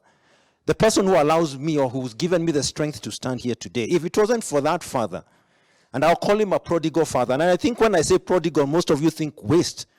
But did you know prodigal means lavish as well? Because there's a father who lavishes. He lavishes love, he lavishes forgiveness, lavishes sacrifice, lavishes hope, lavishes blessing. And my dad pointed me to that father, and because I had a relationship with that father, my father God, my creator, I'm able to stand, I'm able to walk this journey of fatherhood myself. And so as I celebrate my father, I want to say thank you to him and to thank you to every other father. As I conclude, I want to say one thing that my father taught me. You see, my dad was himself. He was authentically him. His name was Jotham Anthony Moniki, but he never tried to be anyone else except himself. And when I was asked, will I ever feel his shoes? I said, no, because I am not him. I am me. I want to say to every father, you are you. You're unique in your own way. And your children are also unique in your own way. And as you walk this journey of fatherhood, be authentically you. And also let me encourage you, because my dad also told me that heroes are ordinary people who do consistently what just other people will not do. And because they consistently do the right thing, these ordinary people, they become heroes. So you too, just like me, are ordinary. We have our flaws, we have our issues. But remember, if we just do these ordinary things, the basic things, the being present, the being there, the affirming, these ordinary things, if we do them well, we do them consistently, we will become extraordinary fathers. And so I celebrate my father and I celebrate other fathers. God bless you.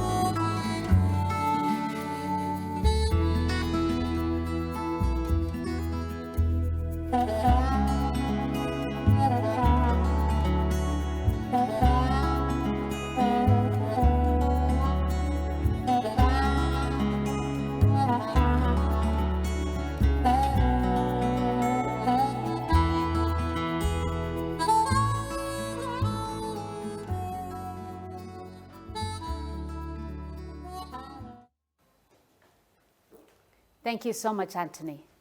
And to be able to speak of your father and also to affirm other fathers, fathers in situations that they never signed up for, but they're doing the best they can. Thank you. Thank you. And let's see what you've been saying about your fathers. Beatrice Koiti to Raphael Koiti. Baba, I'm grateful for who I have become. You are the superhero of my life's movies. Rest knowing I'm doing great because you were here. Mashkatenya, Dr.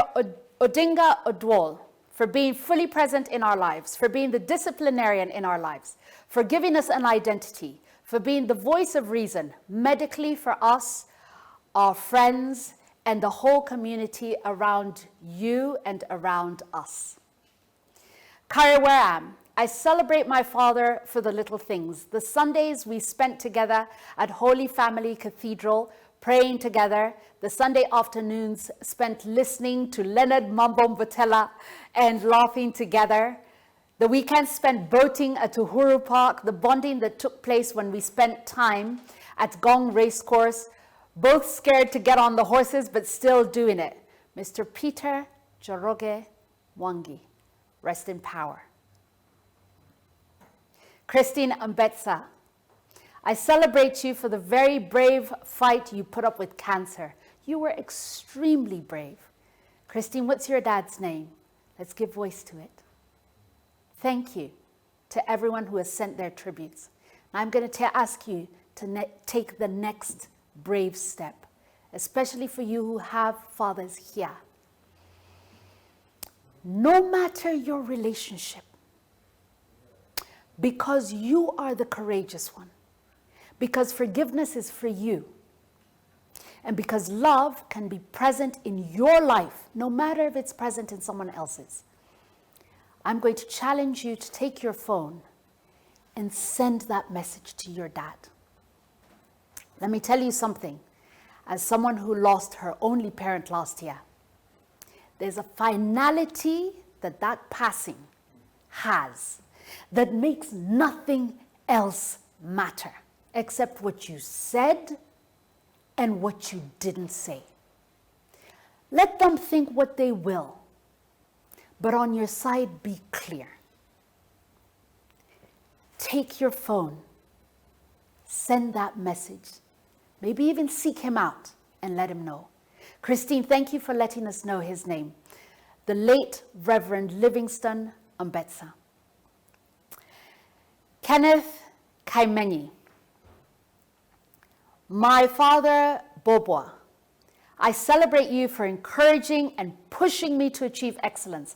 I honor and celebrate you for loving me, for embracing me with open arms. Knowing that you had my back gave me the courage to face the world and be who I am today.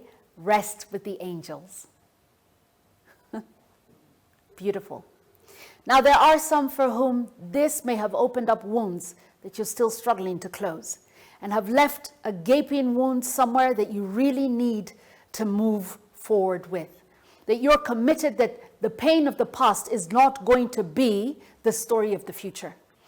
I would ask you to reach out to any one of our panelists, to our trauma therapist, Onyango Tieno, to Reverend Simon Bevy, to Reverend Edward Ondachi, or reach out to someone, especially a professional within your circles, or seek out someone that you find healing.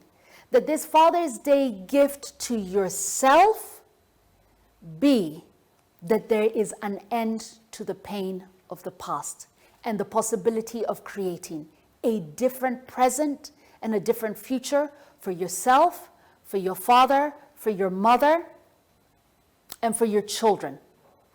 And indeed, for the healing of our society. I'm going to read one more that's just come in. Wagasha JM, Mzee Mwangi, now that I'm a dad to fully grown kids, I know what a hero you were. It's okay to be weak sometimes. It's human to fail sometimes. You are still our hero. Continue resting in peace. Wow. Thank you so very much, and keep them coming. Now, at this point, I want to go to our vote of thanks. I've got to tell you this, like my brain is so fried, I don't even remember who's supposed to be doing the vote of thanks. So I'm just going to keep it real. See, we said what we are not suppressing anymore. So put my program up on me for me on the screen real quick.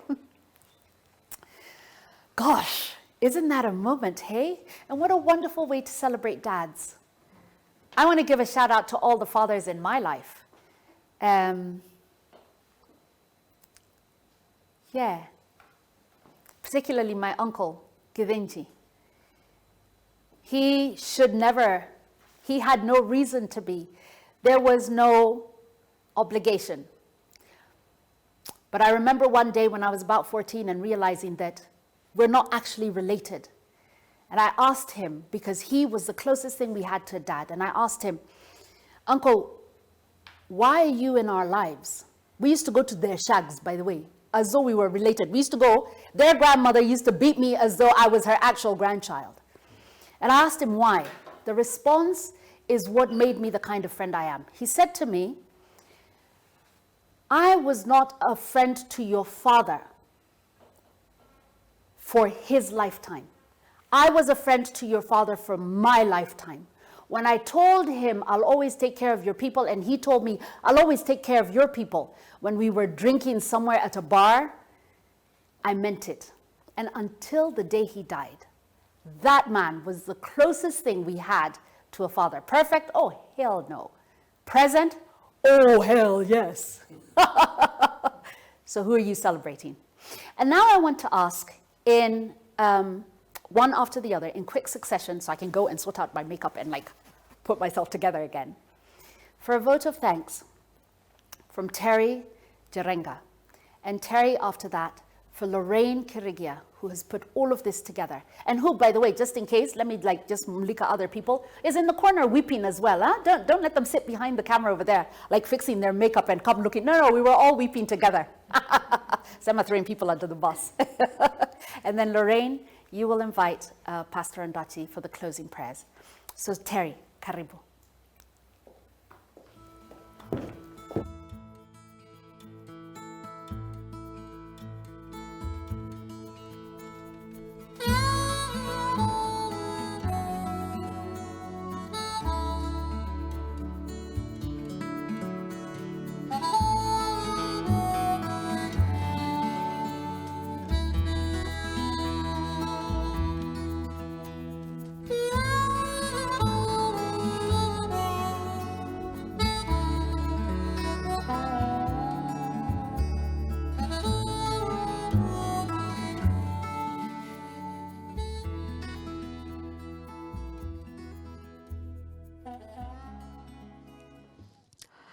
Wow.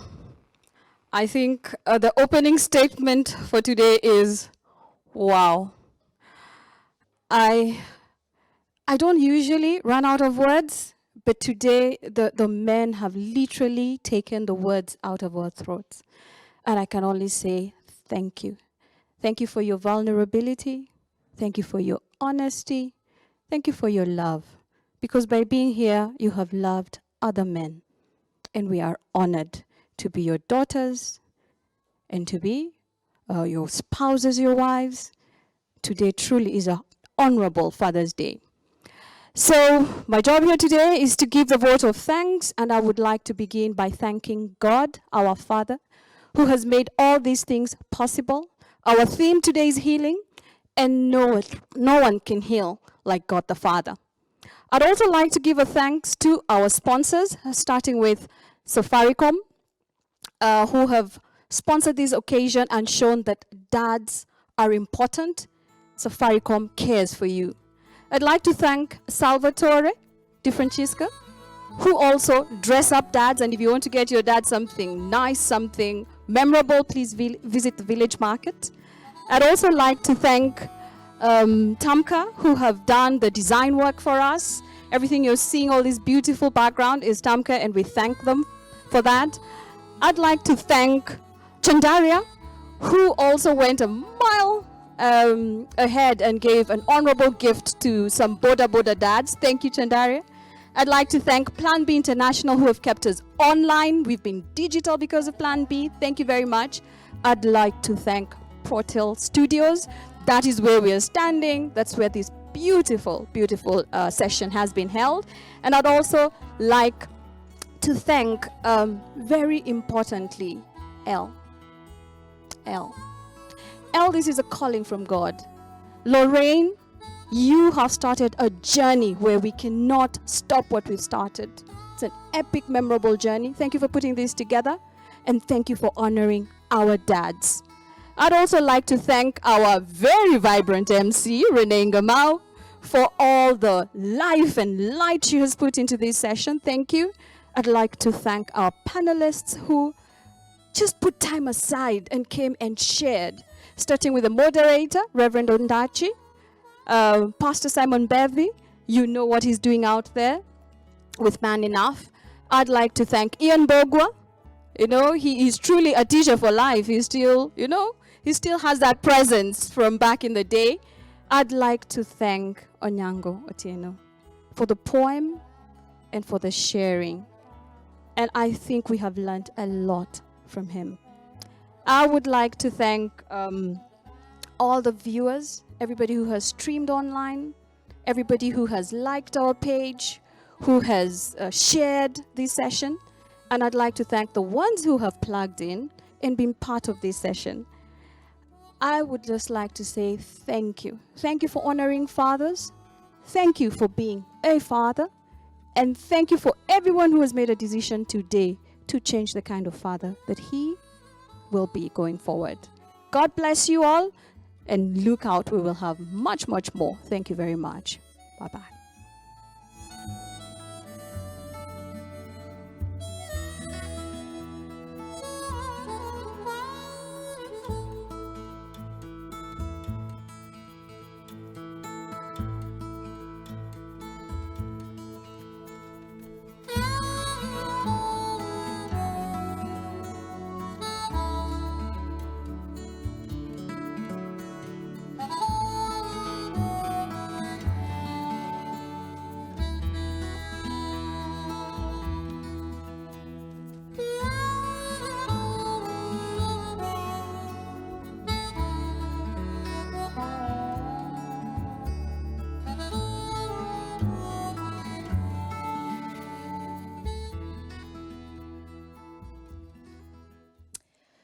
Like Terry said, it's a wow day. I stand here as Epic Lorraine Life Events to let you know, and I'm so emotional, which is why this my pillar is standing next to me. This happened not because of people we know.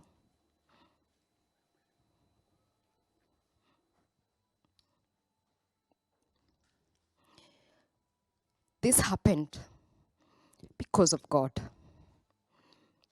My reverend tells me all the time that this was not an L event. It's a God event. And I thank the many of you that have tuned in today. Pastor Simon Bevy, I thank you for praying with me throughout this week. Sorry, I'm a hot mess. Now we're both hot messes and you dragged me up here. Yvette Ondachi, my big sister, thank you. Jim,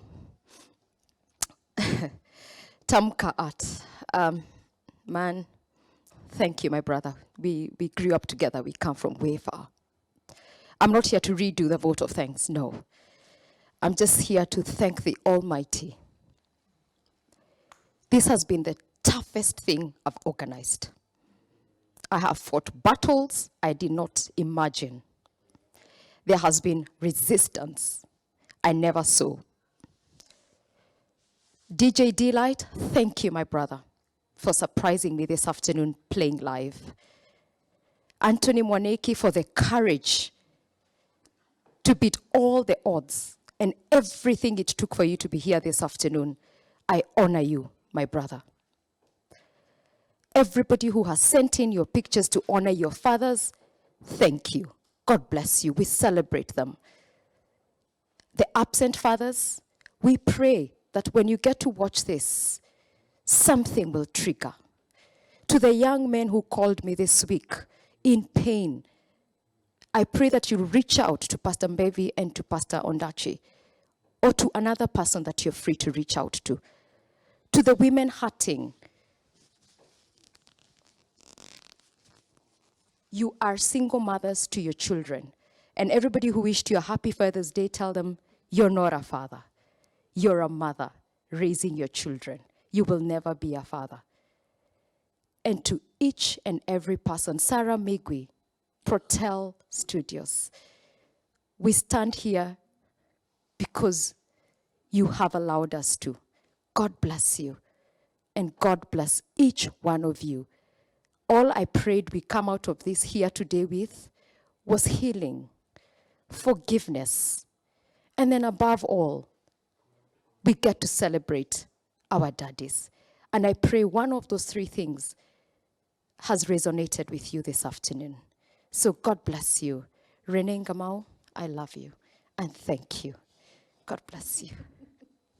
My ride or die.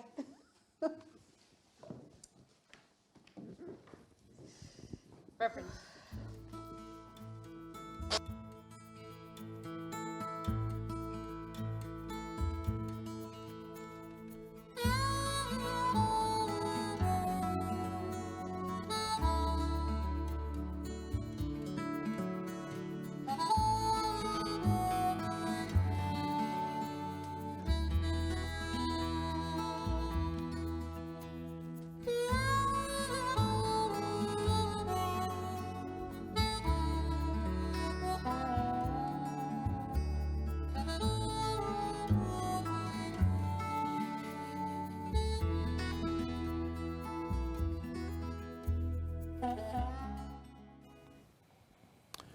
All right, very sadly, we've come to the end of quite an amazing afternoon. There's more tears in this studio than we could ever have bargained to have, but that is an indicator of something very beautiful that has happened. I would like to close for us in prayer and to thank all of you who've participated. May the Lord reward you very deeply. Let us pray together as we close. Beloved Father, we are so grateful to you, who is the Father of us and of all things. You are the beginning of everything that we know. We thank you for the reconciliation you have allowed to happen today, and for the many people who are getting on their phones now to text someone who may have wounded them. Lord, we recognize that this cannot happen without your help. And so for the way that this afternoon has gone on, for everything we have said or did not say, we want to return to you glory and praise for your goodness over our lives. We know, Father, that we have only started something which is the beginning of a very long and deep conversation. But if we get nothing else from this afternoon, Lord, allow that reconciliation and forgiveness will happen in many quarters of this city, of this country, and around the world, for everyone who was joining in this afternoon, that reconciliation and connection would happen for the glory of God. We thank you for the organizers of this event, and we pray that we shall see many more occasions when we'll be able to come and talk about issues that disturb us deeply, but which we can have conversations over and receive forgiveness. Give it and receive it for the glory of God. We thank you now as we come to the end of this event, that you will receive glory and praise for everything that has happened here, for we ask it with thanksgiving in the name of the Father and the Son and the Holy Spirit. Amen. Amen. Safari ilianza ya kutumanisha kama Wakenya. Twende tukiuke, twende tukiuke. Let's go beyond, let's go beyond. Let's go beyond. Mimi na wewe tukibuni, kazi nzuri ya kujivunia. Let's go beyond, let's go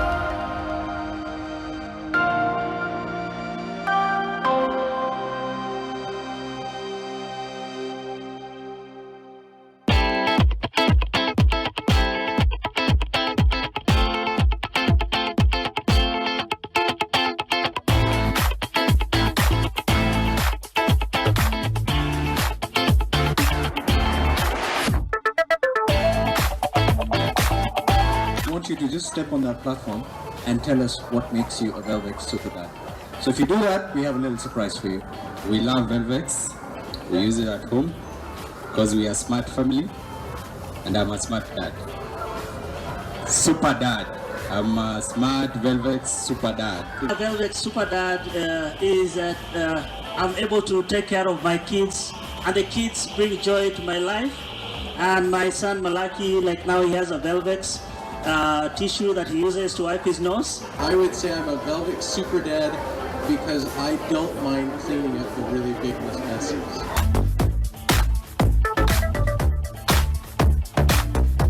What makes you a Velvex Super Dad? What makes me a Velvex Super Dad is being there for my daughters and my wife when they need me, and to share moments together with them. I think what makes me Super Dad is that I'm available. I'm available for the girls, father of girls. Why am I a Velvex Super Daddy? I can fly. I do everything you want.